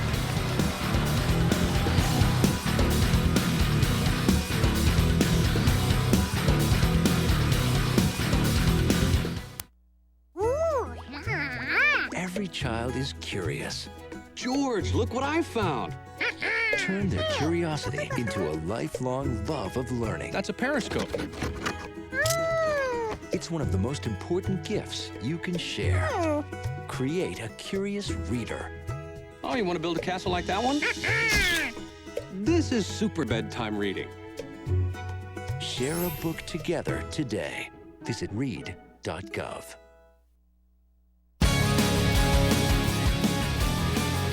Back at the Cardinal Sports Complex, Antonio Ford getting stretched out before half number 2. He has been busy, and he has been somewhat frustrated, I'm sure, at the lack of openings he's finding against this very tough Andover defense.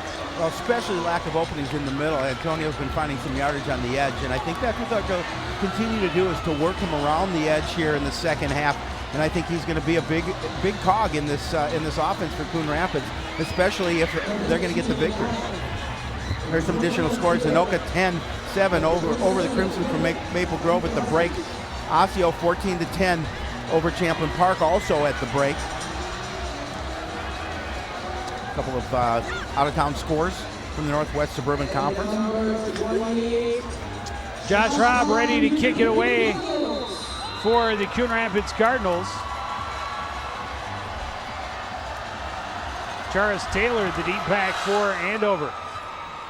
O'Donnell will take it from the 4. Looking for room in the middle of the field and finds some. Big hole dragged down as he crosses the 35. Out to about the 37-yard line. Yeah. A return of about 33 yards. Now, Joe, good field position for Andover to start this drive. And that you can see some congratulations for O'Donnell on that return.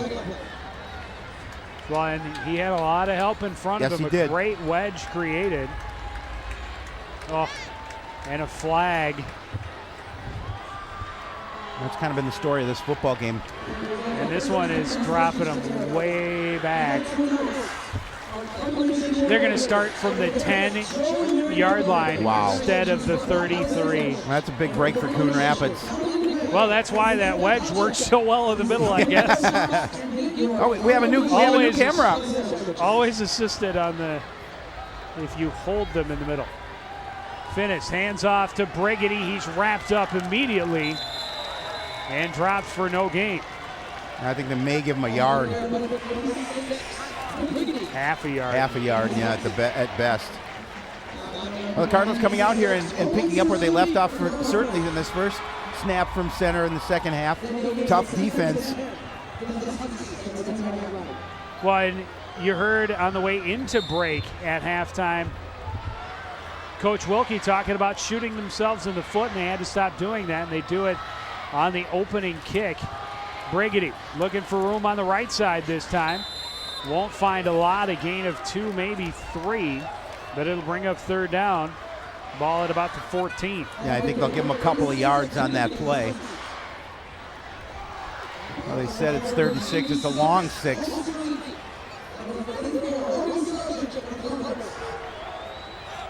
You see Brigady's numbers, 8 carries for 19 yards on the evening.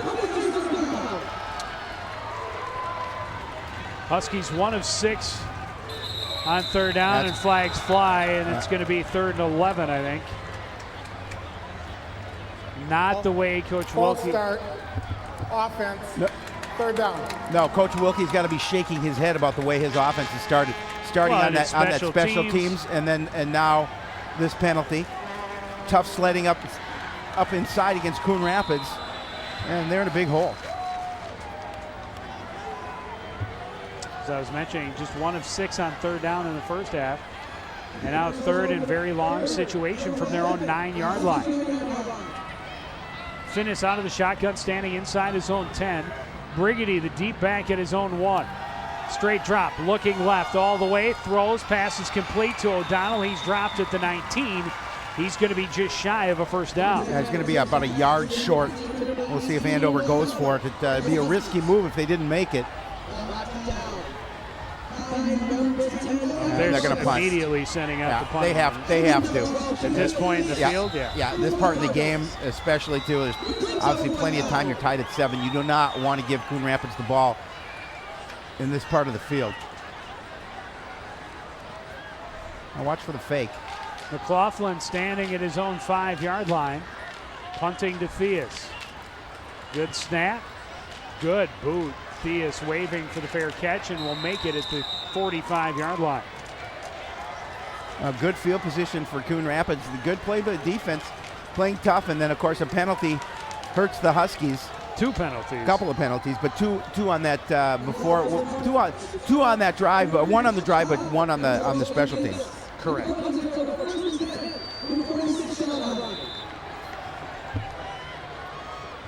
So Coon Rapids starting from its own 45, and they look to the sidelines somebody wasn't out there.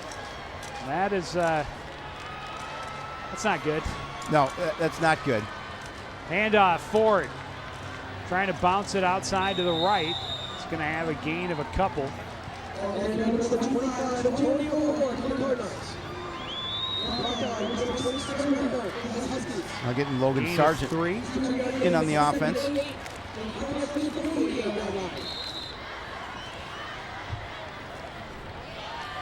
Make it 2. I think, Joe, this is an important drive for the offense. They'd like to establish something, and Coach Young was talking about how they would need to establish something offensively, trying to get some rhythm. 2nd and 8. Seamage, the fullback, in front of Ford. Pitch left, cuts back inside, and drives forward to about the Andover 45-yard line. It'll bring up 3rd and short. Again, pretty good blocking at the point of attack for Coon Rapids on that particular run. And that's why Antonio Ford able to pick up some good yardage.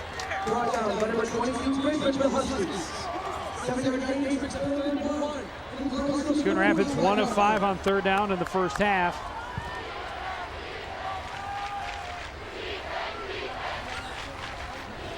But this one 3rd and short. Handoff, Ford left side. Yes, they push the pile well across the line, and it'll keep the chains moving. Again, Antonio does a great job of just keeping his legs moving, feet moving in front, watching his offensive linemen just clear enough space away for him to pick up the first down.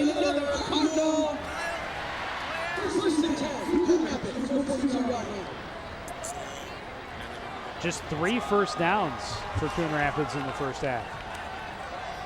18 carries, 75 yards in that score for Antonio Ford on the evening so far. And that'll cost Andover 5 more. Like Coach Wilkie just has to be upset with his teams and the amount of still first down. Miscues that they're committing here this evening.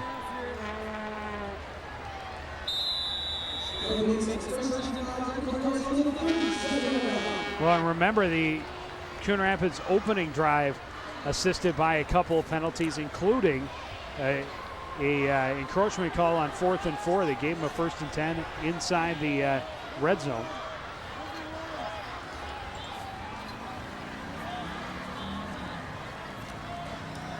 Pitch going to Ford, running right, dives forward, and should be very close to another first down. Boy, he's got to be like, if he's not, he's maybe about a nose of the football away. They're going to call for a measurement, or is this going to be, they're going to say it's short by about a yard, maybe a little less.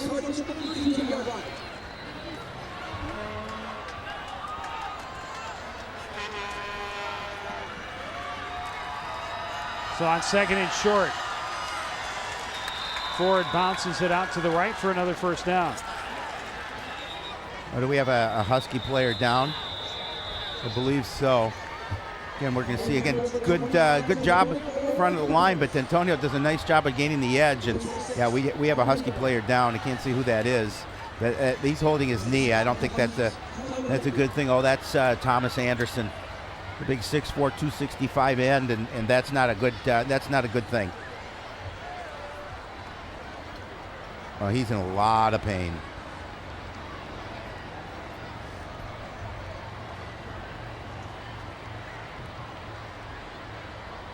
I'm not sure if we were able to see where he got hurt on that play, but that's a knee injury. Looks to me anyway, the way he's reacting.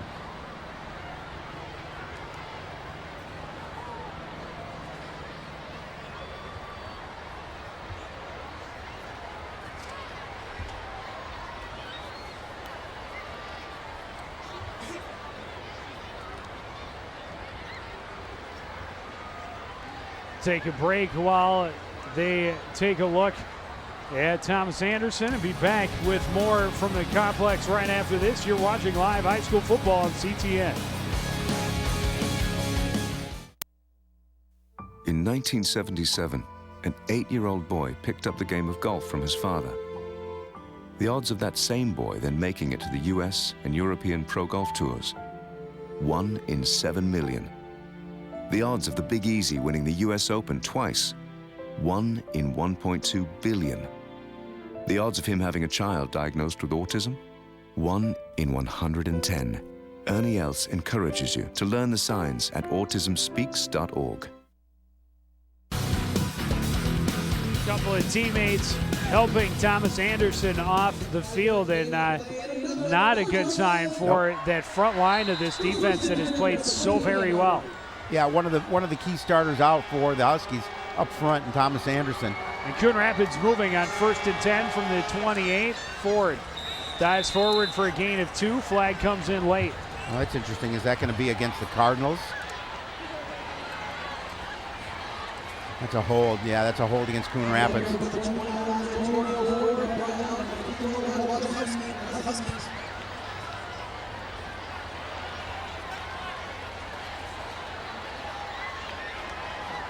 Holding on the offense. I want to thank Don Adderley, the officials, for wearing our microphone. We appreciate the fact that they put that on, adds to the game, and we appreciate their help. After the hold, it'll make it 1st and 21. Ball moved back to the 39-yard line.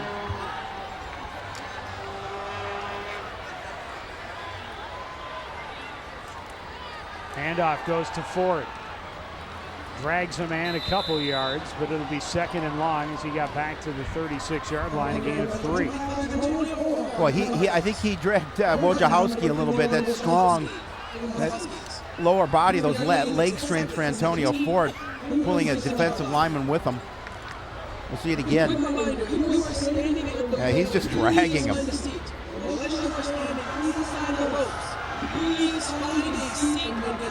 2nd and 18. Asu double checking the play from the sideline. Ford, the deep man behind Seamish. Pitch goes to him, running right. Breaks a tackle, dives forward down to the 32-yard line. A gain of 4 more, but it'll bring up 3rd and 14. And those are 4 very tough yards for Antonio Ford. Now Cardinals working that edge, and the defense, Andover defense, doing a good job of moving down the line. You can see Mo Ward coming in for Coon Rapids.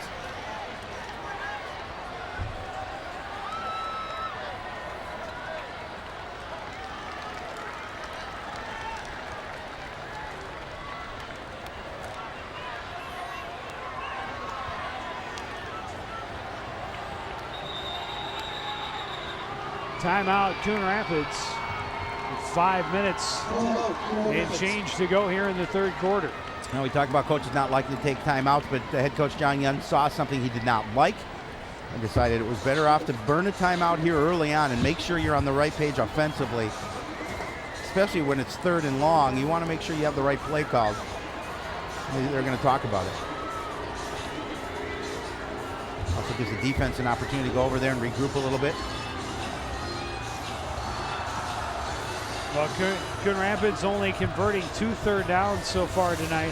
One of them was a 3rd and long situation, or 3rd and longer, 3rd and 6 back on their opening drive that led to the touchdown. But their last 3rd down earlier in this drive, a 3rd and short. But now 3rd and 14. But definitely, most likely in 4-down territory. Take a jaunt down to the sidelines. Ron got an update on the injury to Thomas Anderson. Ron, what do you find out? Well, on his left leg, he was already wearing a soft brace on that left leg. That has been removed along with his cleat. The training staff working with him. He's got more of a look of frustration and pain at this point, so I don't know if that's a sign or not, whether he'll return the game, getting iced right now. But definitely more frustrated, it seems, than injured at this point. Ossie on play action, has lots of time, throws, looking for Farley, batted away at the sideline. Good defensive play by John Hennessy. A tough job for Alex Ossie. He's going to roll out to his right, trying to fit it into Malcolm Farley. They're going to see Seamich pushing a lineman away, giving Ossie some time. Again, rolling to his right. Not able to complete the pass. Dom Reff and Shaquille Theus coming in from the sideline. Ossie's going to line up under center on 4th and 14.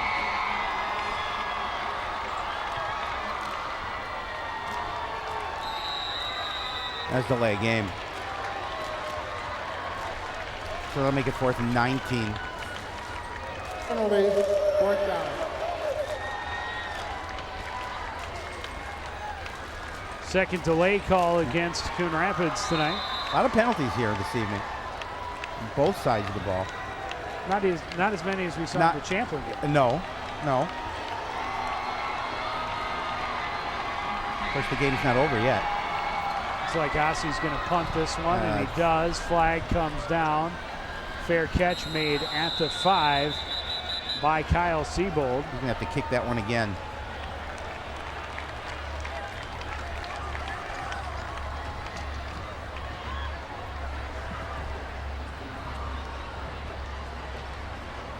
Flag is in the backfield of Coon Rapids.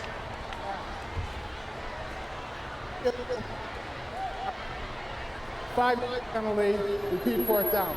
Illegal motion makes Coon Rapids move the wrong way. Third penalty against Coon Rapids on this drive. Yeah, it's just mental breakdowns on by both teams, but this is a situation where you're trying to avoid these kind of mistakes.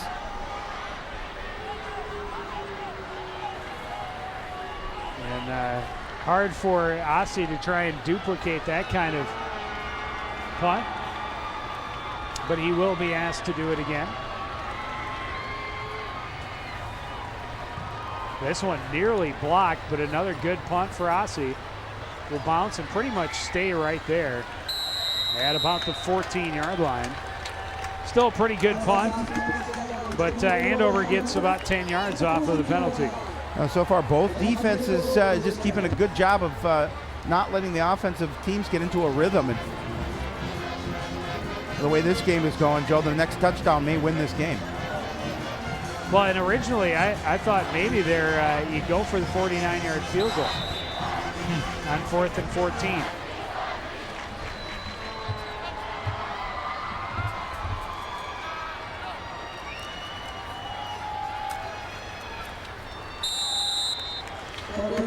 No room to run. It was Brigady. But Logan Sargent and a couple other red jerseys bringing him down for no gain. Give him a yard. 2nd and 9. Noka looking to win their first game, up 16-7 over Maple Grove in the 3rd quarter. Osseo missed a point after touchdown, 2017 in favor of fake to give to Brigady. Quick pass to Wagner on the right side. He's got a first down out across the 25.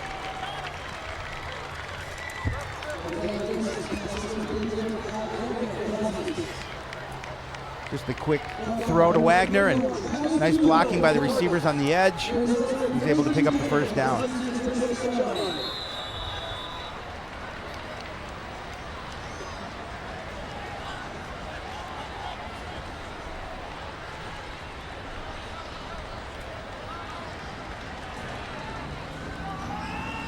Finnis gives it to Brigady. Nice hole up the middle, out across the 30 to the 31, a gain of 5. Now Huskies trying to establish a ground game here, and they're not wasting any time. They're coming right back to the line. Finnis's numbers through the air, 8 of 16, 100 yards.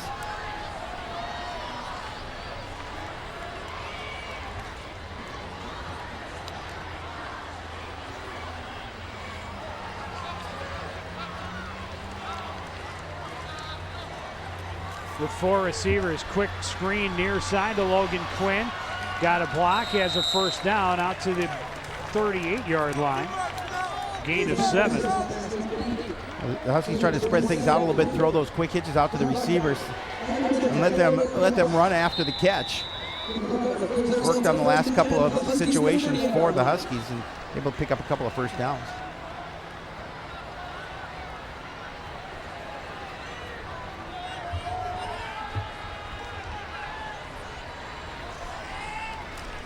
On first down, nobody there. Pitch goes to Quinn. He's got good blocking on that left side. Big run, cuts back at midfield, Ball's out. Ball comes loose at the end. A lot of red jerseys near it. It was a good run for Quinn. Great blocking. The ball came out. We'll have to see who it goes to. Huskies retain possession, I think. Yeah, looks like Andover's going to get up with it and dodge a little bit of a bullet. Andrew Wendorf coming out of the pocket, out of the pile with it. So again, there's the double move, and a nice move there for Quinn to get into the open, and he's going to cut it upfield, and I think it's Barquist that's going to pull it out, and there's the ball loose. Unfortunately for Coon Rapids, they couldn't fall on it. Andover keeps possession. 20-yard gain and another first down. Quinn throws quickly right side. Wagner takes it down to the 36-yard line.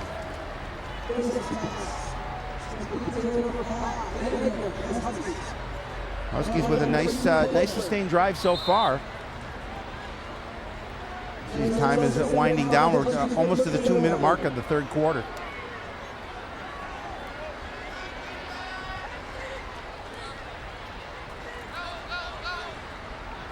Second and 5 from the 37.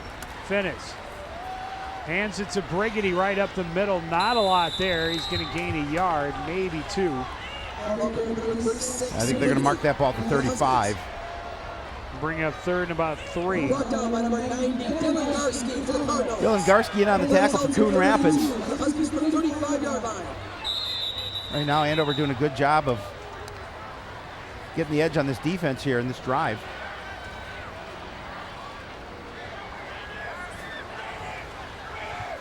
Officials timeout.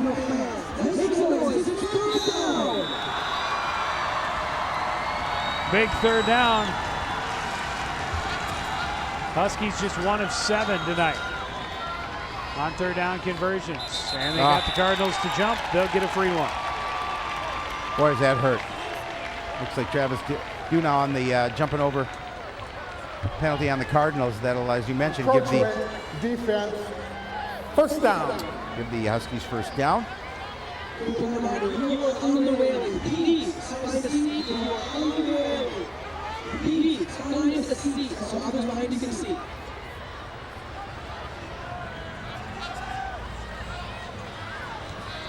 So first and 10 from the Coon Rapids 30. Finnis pumps, now throws, looking for Wagner. Incomplete, right through his hands. He got his step on ref and had it down the sidelines. That might have been 6. That would have been 6. He able to bring that in, and he did get a step on ref. There's the fake by Finnis. He's going to put it up over Dom ref, and Wagner needs to make that catch. That's right on his fingertips. Finnis thought it was a score, and then he realized he dropped the ball. Second and 10, 3 receivers left, 1 right for Tyler Finnis out of the shotgun. Quick pump to the left, throws back to the right. O'Donnell breaks that first tackle, but not going anywhere. Wrapped up and dropped, maybe even for a loss. Yeah, they're going to give him about maybe a 2-yard loss on the play.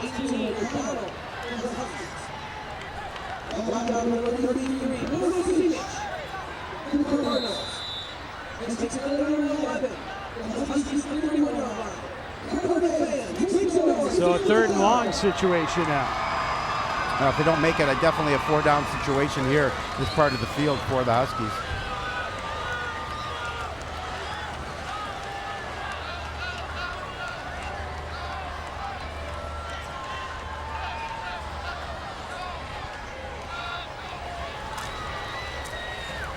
Pitch.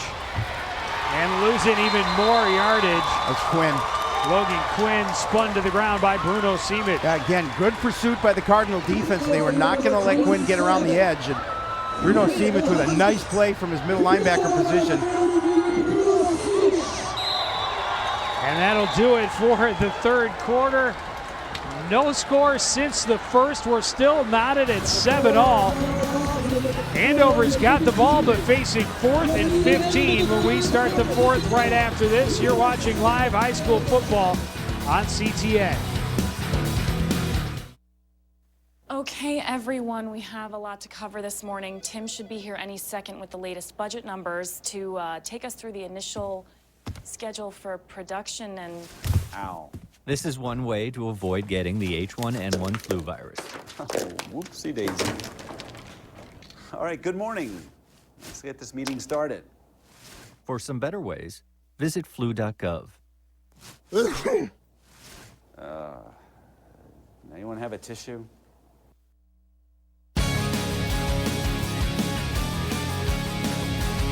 Back at the Cardinals Sports Complex, homecoming for the Coon Rapids Cardinals. And they're in a dogfight with the Huskies from Andover. All knotted up 7-all. The defenses have been very impressive.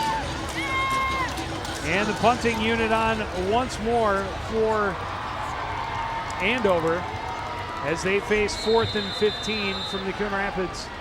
Or make it 4th and 16 from the Cardinals 36. Tyler McLaughlin takes his time, gets off a good high punt. It'll take a Coon Rapids bounce and be down to about the 18. Well, the Huskies had a nice drive going, but it stalled again. And as you mentioned, it's we haven't had a lot of scoring in this game. It's been a defensive battle on both sides of the ball. And Coon Rapids looking to see if they can get their offense in a little bit of rhythm.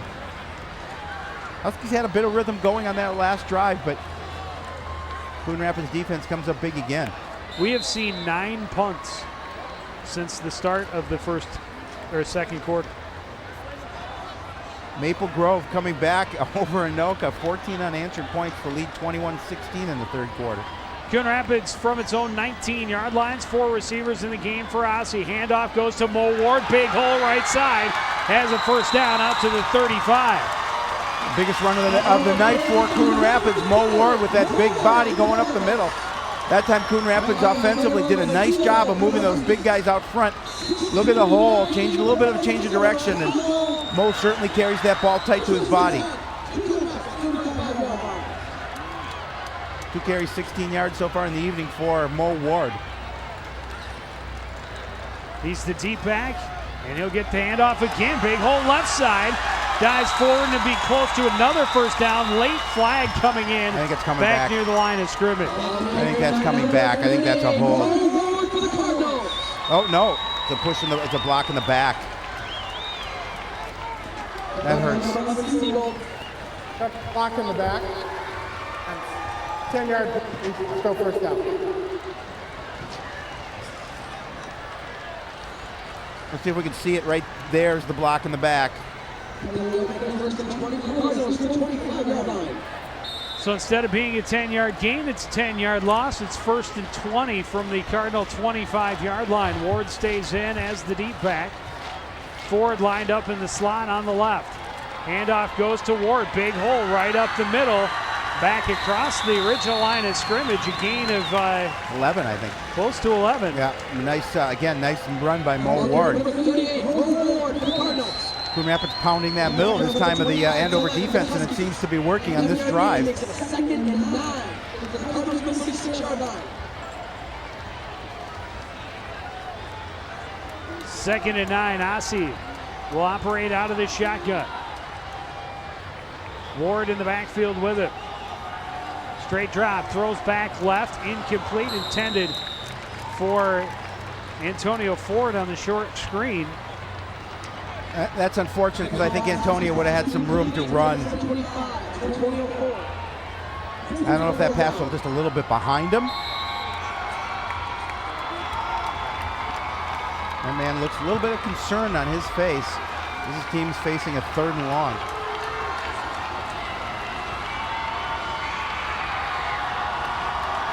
Third and 9, Andover linebackers showing blitz and then backing off.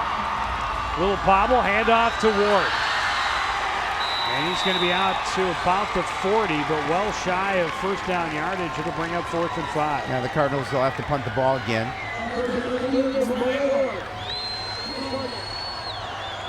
Take another look as the give to Mo Ward. And misses the tackle missed at that point, but not able to get a lot of yardage. And Ossie lining up out of the shotgun as if they would go for it, but now he'll drop back as Oh, there's movement. That's going to go back another 5 against Coon Rapids.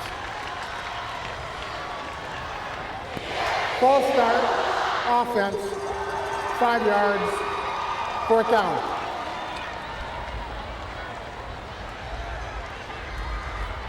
Oh, now we're going to see Rob come in and punt this ball away. Too many penalties, both sides. Yeah, absolutely. You know, That means it gives Andover a chance to bring in their better return men. Charles Taylor and Patrick O'Donnell, the deep backs for the Huskies. Low snap. Rob able to pick it up, gets away a great punt. O'Donnell waits for the fair catch and makes it falling down at the Andover 34-yard line. Oh, great job by Rob. That snap was low. Good block by Seamage, clearing out space for him to get that punt away. And a high-hanging punt, not allowing a return. Cardinal defense goes back on the field.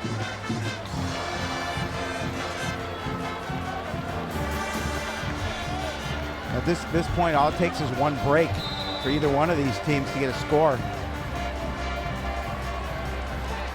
9:45 remaining in the game. We're all tied at 7 apiece. Finis out of the shotgun as Andover takes over from its own 35-yard line. There's plenty of time. Throws complete left to Wagner. He's taken down. Ball comes loose. Coon Rapids has it. Are they going to say he's down by contact? Well, that's certainly what the Andover Huskies are pointing at. I haven't seen any indication. No, Cardinals have the ball. Now the referees say Coon Rapids ball. Wow. Big turn of events. And he talked about just needing to be one break.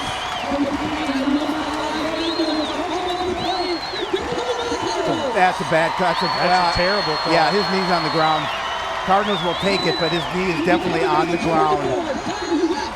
Where's the red flag when you need it if you're Andover?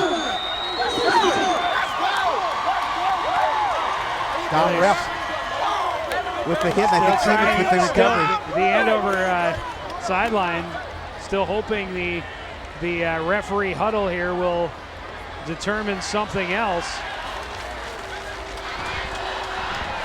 The Cardinals have already, the referees have already ruled in Coon Rapids' favor. They're not going to change their minds.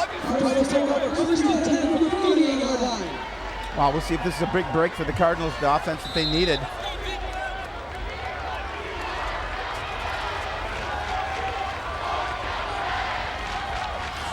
First turnover of the evening for Andover. Coon Rapids starting from the Husky 38.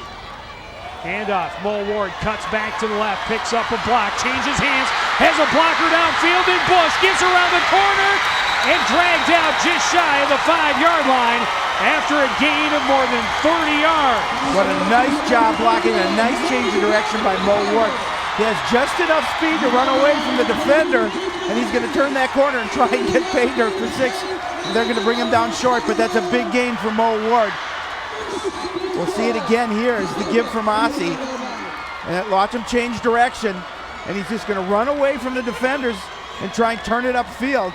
Sean Bush, a great downfield block on Tyler Bridgman. Bridgman does get away from him and force Ward out of bounds at the 8, but not before he gains 30 yards and a first down. Ford breaking through, touchdown, Coon Rapids. Boy, Antonio Ford, just determination to get in the end zone. And the Cardinals get the break they needed with the turnover. They're able to convert into points on the turnover, and Coon Rapids is taking this lead with 9:12 remaining in the ballgame. There's a very happy homecoming crowd here. Plenty of time left, but their team has the advantage.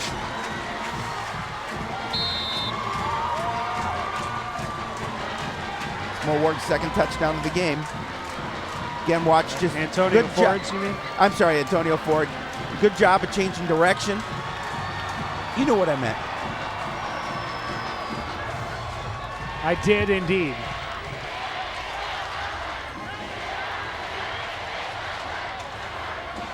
Josh Robb on, trying to give Coon Rapids the 7-point lead and delay of game as well, you talk about a sloppy game on both sides. That's going to make a little bit. Unfortunately, Robb has a pretty strong leg. going to make a little bit longer of an extra point attempt for him. Yeah, they were a little late getting some people onto the field. It's going to be 25 yards here.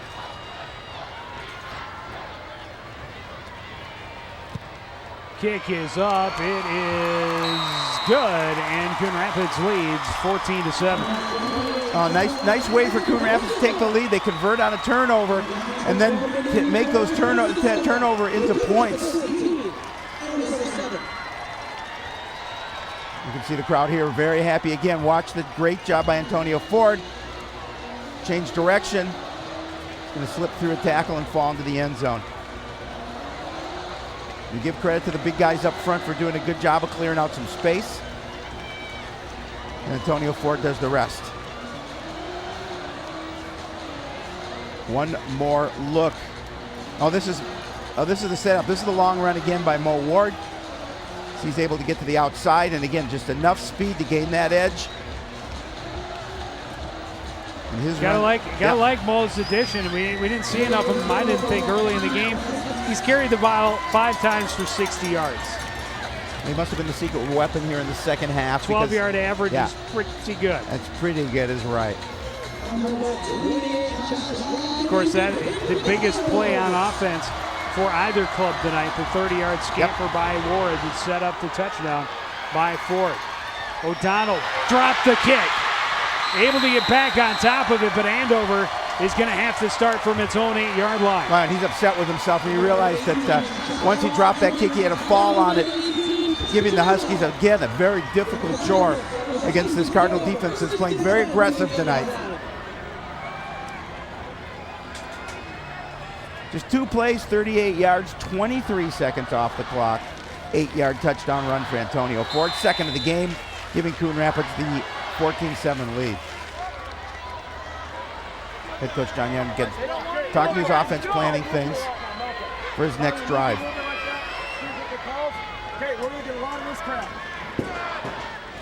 Andover with a lot of field in front of him. Handoff goes to Brigady running right. He has a nice hole, and he's going to be very close to a first down.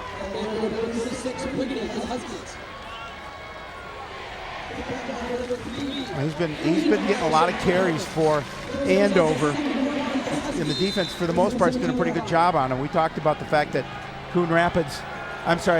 Andover lost their starting running back from last week. Brigady gets 9, sets up second and less than a yard. He'll get to carry again right side as the first down across the 20 to the 22.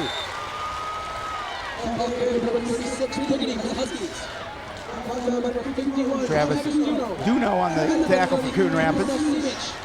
Let's go down to the sideline. Ron Johnson, what do you have for us? Well, guys, remember that subdued atmosphere I talked about in the first half? That is long gone here in the fourth quarter. The message to the offense here on Coon Rapids: keep your head in the game, go get them again. So they're looking to close this thing out when that offensive unit gets back on the field. And this is a fumble. No, they're going to call it incomplete. It looked like Finnis may have thrown that backwards, but tried to set up the receiver screen. Incomplete, intended for Wagner. We'll see it again. It's forward. It's forward. Yeah, it's a forward, but not by much. No. And Barquist right on the spot, just in case they called that a lateral. So it'll be 2nd and 10 for Andover from its own 22-yard line. Yeah, as Ron mentioned, Coon Rapids would like to go fake, and then Barquist absolutely smoked Wagner as soon as he got the ball on the receiver screen, drops him for a loss of about 4. Well, they talked about adjustments, and especially from that cornerback position. They were successful throwing that quick one to the outside. This time, Barquist not going to have any of that. He just leveled him.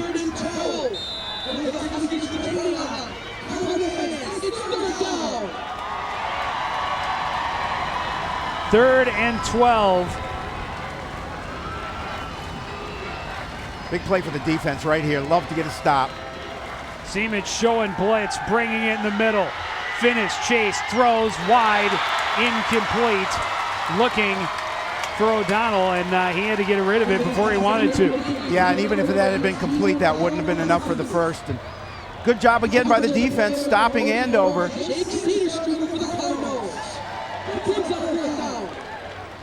And that'll put the... I've got Andover at just 2 for 10 on third downs. That's atrocious. That is atrocious. And 20%, but Coon Rapids only 2 for 8. Noka trying to get that lead back. Wow, Champlin Park looking to try and come back from that defeat to Andover and trailing. McLaughlin punting from his own 5-yard line. Theus will take it from the Andover 49, hit immediately, and spun around after a very short return. That was a big tackle by Trevor Michelson. But Cardinals still good field position to start this drive. And as I was saying before that third down play, is Ron talking about the Cardinal offense has to go out and put this away.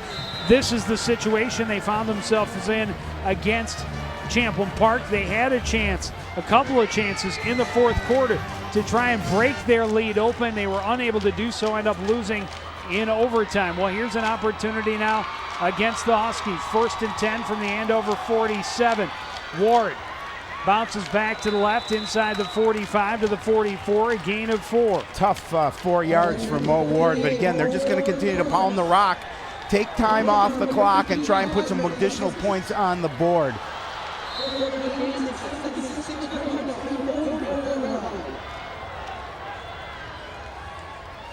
It's been a nice combination of Mo Ward and Antonio Ford here tonight for Coon Rapids. At least in the second half. Right. You didn't see much of Mo in the first half. Ford is the deep back on 2nd and 6. He'll take the pitch, left side, nice block, big hole, big gain inside the 30, cuts back, tripped up at the 25 by Kyle Siebold. Well, again, a great job to seal off the outside for Coon Rapids, bringing Antonio Ford. We talked about all he needs is one of those playmakers in a little bit of space, and he's going to pick up positive yards. Just the flip back, great block to the outside. I think that was Simic.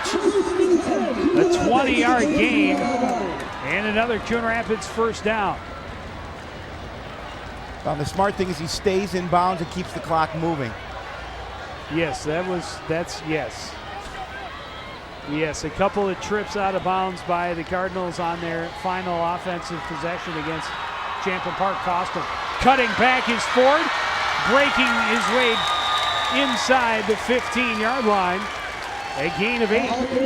Oh, Joe, you can see the tenor of this game change once the Cardinals scored off that turnover. Looks like right now at this point in the game, Coon Rapids on both sides of the ball wants this game more. They're doing a great job at point of attack. They're finishing their blocks, and both running backs are getting positive yards. Big positive yards. 29 yards on the last 2 carries for Antonio Ford.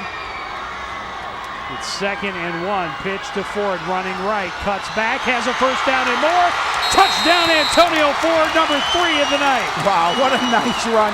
And again, great blocking, but the vision of Antonio Ford is what scored that touchdown for Coon Rapids. He was able to follow his blockers and then find that little bit of a crease in the defense. And with his speed, able to cut it upfield for the score. Again, watch it. Watch the great job pulling. I think that was Zasowski pulling on that particular play. Well, and a great job. Again, you talked about Simic sealing the outside for that previous big run. He did it again going to the opposite corner, and that's what allowed Ford to cut back and get to the end zone for the 3rd time tonight. Rob's kick is good, and Coon Rapids leads by 14. 144 yards on the ground, 3 touchdowns for Antonio Ford. We'll see it one more time, or a couple more times. There's the give to, or pitch to Antonio Ford, and again, pretty much untouched to the end zone as he's able to follow his blockers. You talked about Simic sealing off that, and just enough for Antonio to sneak through the middle.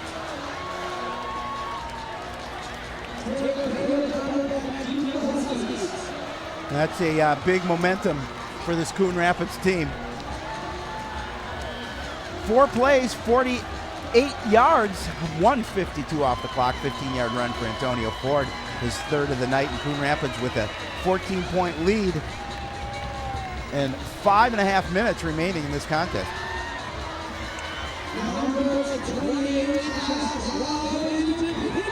Still plenty of time for Andover to mount a comeback. But if the defense can come up with one more stop and get the ball back, this one might be over. Rob's defense carries O'Donnell back into the end zone, and it'll be a touchback. Big boot by Josh Robb. And that will put the ball in the 20. And the way this defense is played, Joe, certainly Andover has their work cut out for him here. They need to see if they can take out some big chunks quickly.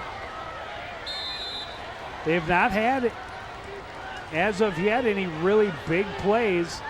Only one play of more than 20 yards tonight. Remember, we talked about against Blaine, this defense allowed like 7 plays of over 40 yards, 5 of over 50.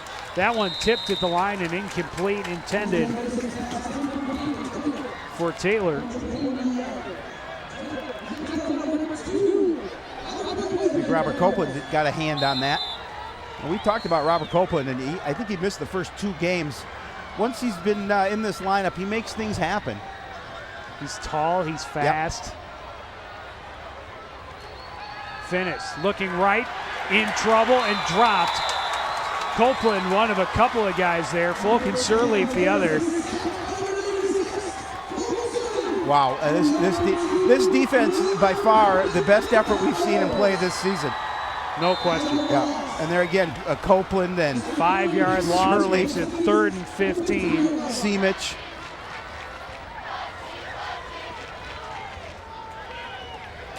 Finnis with time on 3rd and long. Rolls right. Now he's going to tuck it and try and run. It's going to be forced out of bounds after a short gain. It'll bring up 4th down. Well, you talk about a defense that is really buckled their chin straps and not letting positive yardage on this field. Coon Rapids doing a great job, and that young man is an excellent quarterback, and he has been frustrated this evening. Gain of 3. And in comes the punt unit with a little less than 5 minutes to play. Now, if the defense or the offense can have a sustained drive, even if they don't add more points, if they continue to pull some time off of that clock, that defensive stand we just witnessed may have just sealed the victory for Coon Rapids. Watch for the fake, though. Tyler McLaughlin from his own 5. Not a good punt at all. This one's going to bounce, take a Coon Rapids bounce and be out at about the 37. You know, head coach Rich Rickley, when he talked to me, told me that this is a game that was important for them. They were looking to get the number 2 seed in the section, or number 1 seed, depending on their game next week. Of course, Andover was looking to go undefeated because they play the Bengals next week at Blaine. But Coon Rapids has been doing everything in their power to make sure that wouldn't happen. And they would want to give Andover their first blemish on their record. Well, they will take over from the Andover 38. Antonio Ford, the deep pack behind Seamich. Handoff up the middle, cuts left, wrapped up quickly and taken down by Tyler Hartman. Well, that's how the defense have been playing for the most part in that first half for Andover. This time, they did a nice job of stopping Antonio Ford for no gain. Now maybe they'll give him a yard. Give him a yard.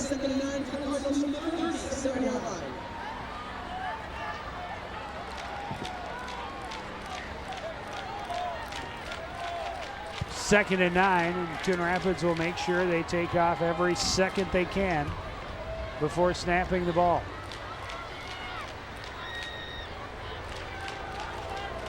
Handoff Ford, left side, keeps his feet pushing across the 35 to the 34, gain of about 3. Bring up 3rd down. Well, one thing we didn't talk about, Joe, is Thomas Anderson, who was hurt earlier in this game, is back out on the field. Number 75, so that's certainly good to see. Andover will take a timeout with 3:50 to play. And Coon Rapids facing a 3rd down. Again, Coon Rapids not converting well on 3rd downs either. just 2 of 8. But apparently, speaking of 8s, we apparently spent 8 minutes on football this week. What on a surprise. Sports Night, talking about the loss to Blaine. Well, if Coon Rapids can hold on here and finish off this win over the Huskies, my guess is we'll spend a lot of time talking about that as well. Let's go down to the sidelines. Ron Johnson, what do you got to talk about? Well, you're exactly right when you were saying Coon Rapids trying to take every second off the clock they can. That was the message to the offense from head coach John Young. And he also told his backs, 2 hands on the ball, through the hole, stay in bounds. Well, that was one of the things they did not do against Champlain Park, was stay in bounds. Yeah, at least one was being tackled out of bounds, and not a lot they could do about it. But they have to know when they're getting close and just slide down on your butt. Fall on a knee. Oh, everybody moving. And I think they're going to get Farley on that one. I don't know. It looked to me like yeah, they're pushing them back. Offense. Third down. Looked to me like Andover had a couple of guys jumping over there as well, but it was easy to see the number 1 in red moved. Yeah, absolutely. When the unfortunate thing for Coon Rapids, it marches them back, but continues to the clock being stopped. So it'll make it 3rd and 9.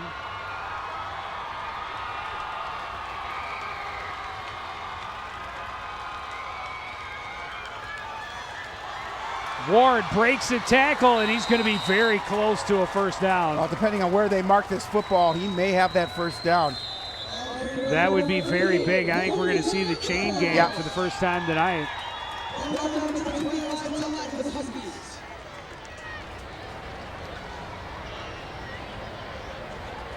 A big run for Mo Ward.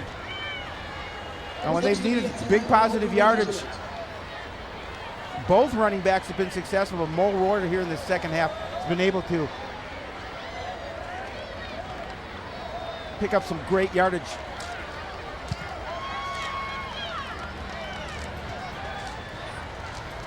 Boy, is that like a that's the slimmest margin. It's like a millimeter. And obviously, I think they'll go for it. Coon Rapids will go for it on 4th and 1 from the 29-yard line, 28.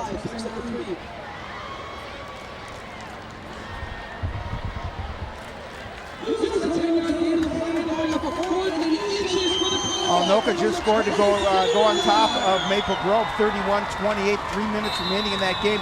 Anoka looking for their first victory of the year. Well, Coon Rapids looking to hand Andover its first loss of the year. Time ticks under 3.5 minutes to play. 4th and inches for Coon Rapids. Ford is the deep back behind Seamage.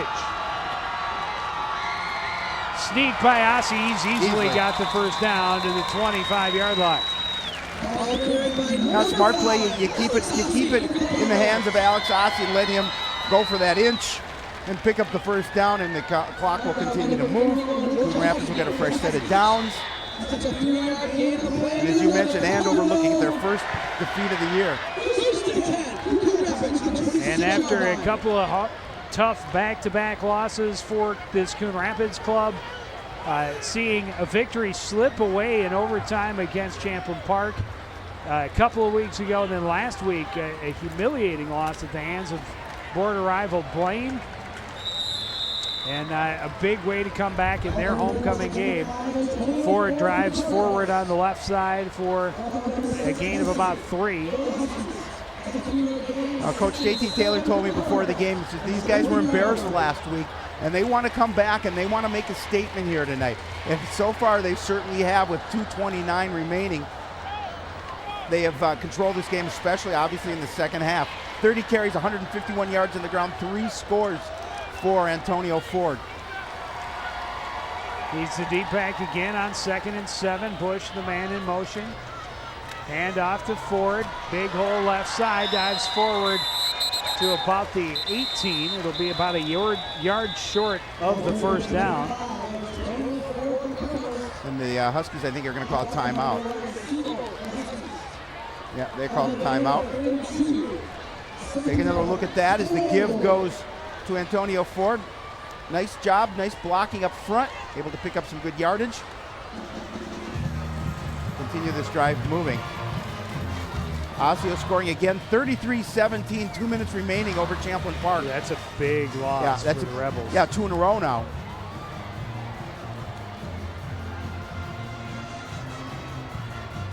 And 3 of their last 4. Yeah, of course, their only win in the last 4 weeks was double overtime. That amazing final minute push to tie the game against Coon Rapids.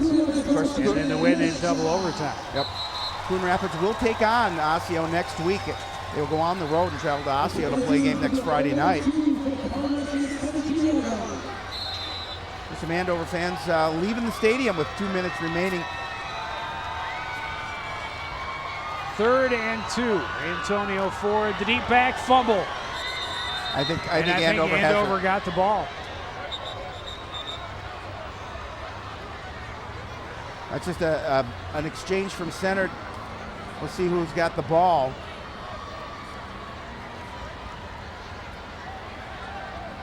Yeah, I think the Huskies have it. Now they do come away with it. There it is. Yep. Fumbled snap. Another turnover. But 2:01 to play. Andover needs big plays in a big hurry. Yeah, just a bad snap, bad exchange. And there you see the ball rolling around on the ground. It looked like the Cardinals fell on it somehow. Must have been, it was taken away under that pile. All's fair at the bottom of the pile. That's right. Andover will take over from its own 17-yard line. 2:01 on the clock. Finnis directing traffic from the shotgun. Looking left, has time, now throws, pass complete. And wrapped up and taken down immediately is Charles Taylor. I'm just wondering, Joe, I don't know if you've been keeping track, was that the 3rd timeout by Andover, that last one? I think it was their second. Second, they okay. have 1 left, but the first down will stop the clock. 1st and 10 from the 31. Pass complete to Taylor now on the right side. And he'll be close. Looks like he'll have another first down.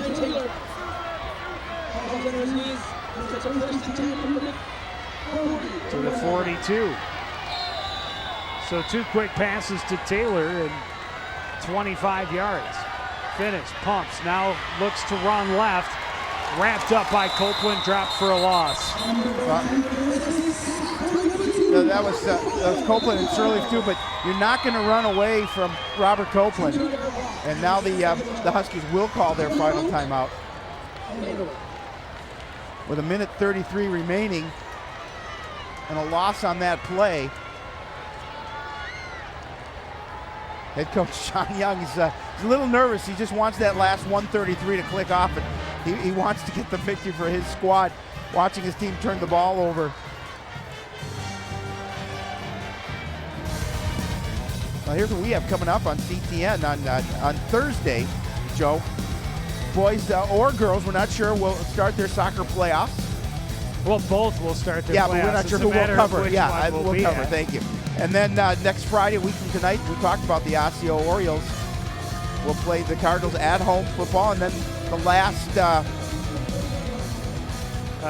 was the 16th. I'm not sure. I didn't.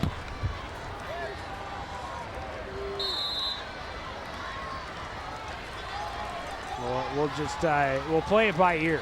How we finish from there. Pump by Finnish. Now throws incomplete, in and out of the hands of Camden Brigady.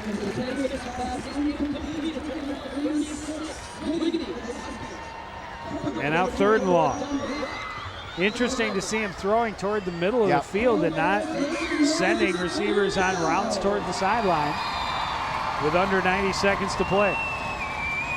They trail by 2 scores. Finnis out of the shotgun on 3rd and long. Looks, now throws for Taylor, incomplete, a little too high. little bit too high, and that pass, he would have been dropped at that point, and it would have kept the clock going. Yeah, and they would have been well shy of the first down. Get on your feet, make some noise, it's fourth down.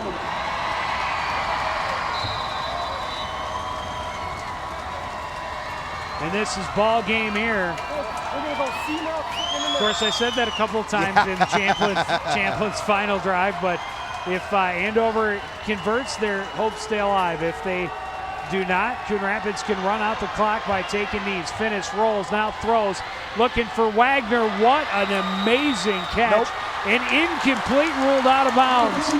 I don't know, that was a pretty amazing effort on the part of Jake Wagner. Yeah, and you just need 1 foot in. We'll see again as Travis Duno's trying to chase him out of the pocket. Oh, I don't know.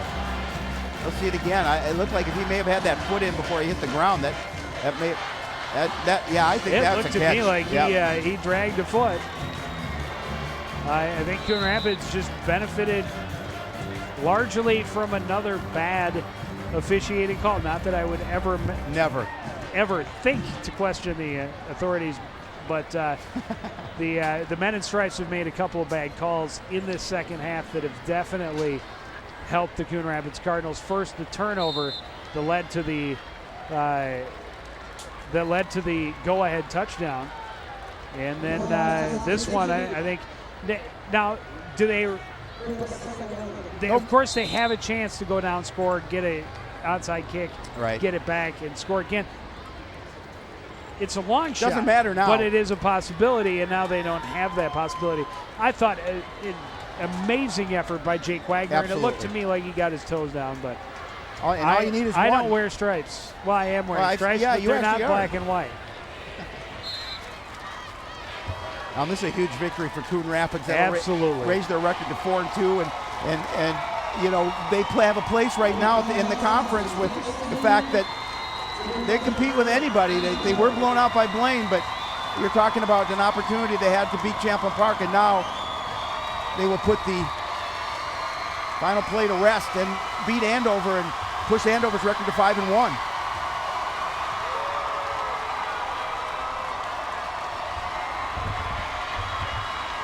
And can't say enough about the Coon Rapids defense. Well, Antonio Ford had 150 yards rushing and 3 touchdowns. A lot of the credit for this victory belongs to the men on the defensive side of the ball. Absolutely, they played so well here tonight, and you know, we talked about it, an offense in Andover who's averaging over 30 points a game, and this defense holds them to 7. That's a huge, big win. Held them to just 2 of 12 on third down. Yeah, and just a huge win for Coon Rapids, and it'll be interesting to see next week how they play against Osseo, and then an opportunity on the road or at home to finish up against Maple Grove. Well, and that's the biggest thing I think against Osseo as they go on the road. Both of their losses to Champlin Park and Blaine on the road. But they'd like to finish their last road game of the regular season strong by knocking off the Blackbirds, who could still be undefeated in conference play by the end of the season. Absolutely. So it's going to be a big challenge again for Coon Rapids, but they will enjoy this one tonight. Where's Clayton Koppel? Oh, it's so great to see Clayton. You have to love this win. Clayton Koppel, of course, former head coach of these Coon Rapids Cardinals, and out congratulating his former assistant, former player in John Young for his team's big victory, a homecoming victory, and the team over to thank the homecoming crowd for their support, and what a huge victory this is. And again, can't say enough about how well they played on defense. Yeah, you know, and these kids are eating this up. This is great. Not only is it a big victory, but it's a big victory on homecoming. It'll make this homecoming celebration that much more sweet for Coon Rapids. They're gonna thank their fans, and they will have an excellent night. Well, we will take a short break and be back with second half stats, highlights, and some reaction from the complex right after this. You're watching live high school football on CTN.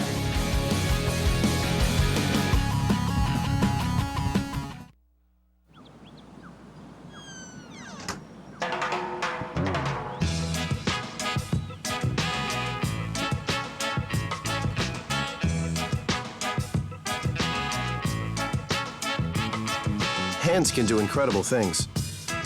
Now they can even help save a life with hands-only CPR. If you see an adult suddenly collapse, just call 911, then push hard and fast in the center of the chest until help arrives. Learn more at handsonlycpr.org.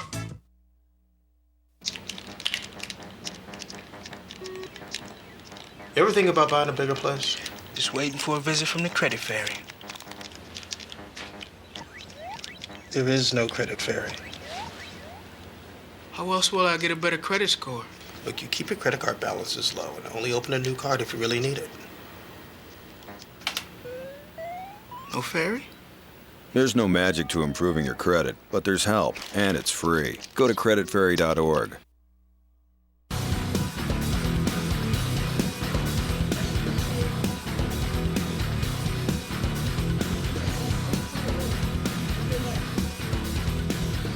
Back at the Cardinal Sports Complex, a 21-7 win and a very happy homecoming for these Coon Rapids Cardinals, knocking off the previously undefeated Andover Huskies. Yeah, they had a great game plan going into this contest, and you know, that defensive struggle early in this game, both teams really having a difficult time getting their offense going, but give Coon Rapids a lot of credit. That turnover that we talked about that maybe wasn't the real turnover, but Coon Rapids got the ball nonetheless, and offensively they picked it up and they really dominated. And their defense got to be so exciting. Yeah, and you talk about their offense, and their defense just playing so well on both sides of the field. Down on the field, getting some reaction from the head coach, and one of the stars of the game is Ron Johnson. Ron? Well, we've got Antonio Ford. We'll start with the head coach, John Young. You guys had a game-closing drive today, and that's what you told your guys. You said, hey, let's get back out there, keep your head in the game, hold on to the football, and let's close this thing out, and you did that offensively. Yeah, we had to pay back our defense for keeping us in the game, and at halftime we just said we're going to get back to being physical and run the ball and see if we can establish some things off tackle and outside. And they're really good on defense. They're really coached up, and this was a tough game, but we wanted to turn it into a street fight because they have some talented skill players on the other side. But we grounded out. It's our style of football, sort of a street fight. We like the physical play and low-scoring games. It fits our defense. It was a good second half for us. Well, it was homecoming tonight, and a homecoming for some of the opposing guys tonight. How was it to knock off some of your former friends? It was good. It's always good to beat a district rival. And I have utmost respect for the Andover program and the coaching staff, and it's always sweet when you can beat somebody that you're good friends with and you respect so much. Back-to-back undefeated teams. Good to knock off one of those undefeated teams. It never hurts to win. It always feels good to win. But then when you beat number 10 or 7th, whatever they're ranked, and they're undefeated, and just means that we can play even better. We haven't even hit the top of our level of play, so we're going to even play better next week. All right, Coach, go dance. Thank you. All right, Coach Young has to go dance. And this guy here, there's 21 points on the board. That means 3 touchdowns, and you had all 3 of them. How about that game closing where you guys had to come out, stay in bounds, hang on to the football, and get in the end zone? It went well, I gave all my credit to my offensive line because without them, I wouldn't have had to drive the whole game. But Coach was trying to emphasize us that we had to stay in bounds, and that worked out well. And, I just did my job and tried to run hard.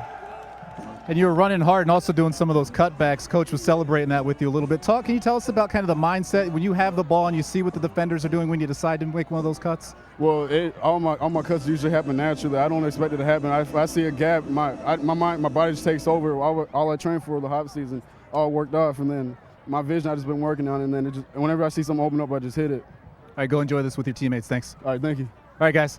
All right, Ron, thank you very much. And, hats off to Antonio Ford. A fantastic night running the football for him. But really, I thought the holes opened up for him a little bit more once they gave the ball to Mo Ward a few more times because Mo Ward broke off some big offensive runs, and then all of a sudden those same kind of holes were opening up for for Antonio Ford. In the second half, you heard Coach Young talk about wanting to go off tackle and around the end a little bit more. They found they were able to do that a little more effectively than trying to run it right up the gut against this Andover defense. And boy, both of those guys had big chunks of yards in that second half, and the offense really started rolling, got that momentum, and they did pay their defense back by going out there and getting a couple of scores. Oh, first and foremost, what a humble young man in Antonio Ford. He gives the credit to his offensive line, and rightly so. Those big guys opened up holes for him, but he, as he talked about, uses those natural skills really and that field vision to find the creases in the defense and be successful running the football. And you got to feel so happy for this entire squad because they came off that terrible loss last week to Blaine. Some teams may be down. Not this team. This team is up, and they came back and they handled Andover and won it going away in the second half. Well, and Antonio Ford and Maurice Ward can't say enough about how much fun it is to watch these two guys run the football. And the nice part about it is we get to watch it again next year because both of them are only juniors. So let's take a look at some of the highlights from the second half. Most of them coming for the team in red. There's Mo Ward breaking one off, cutting it around the corner. A 30-yard gallop. This set up the go-ahead score. The very next play, it's Ford running the other way, cutting it back up the middle and getting into the end zone for the second time. And then the defense, Sirleaf and Copeland combining on their second sack of the game.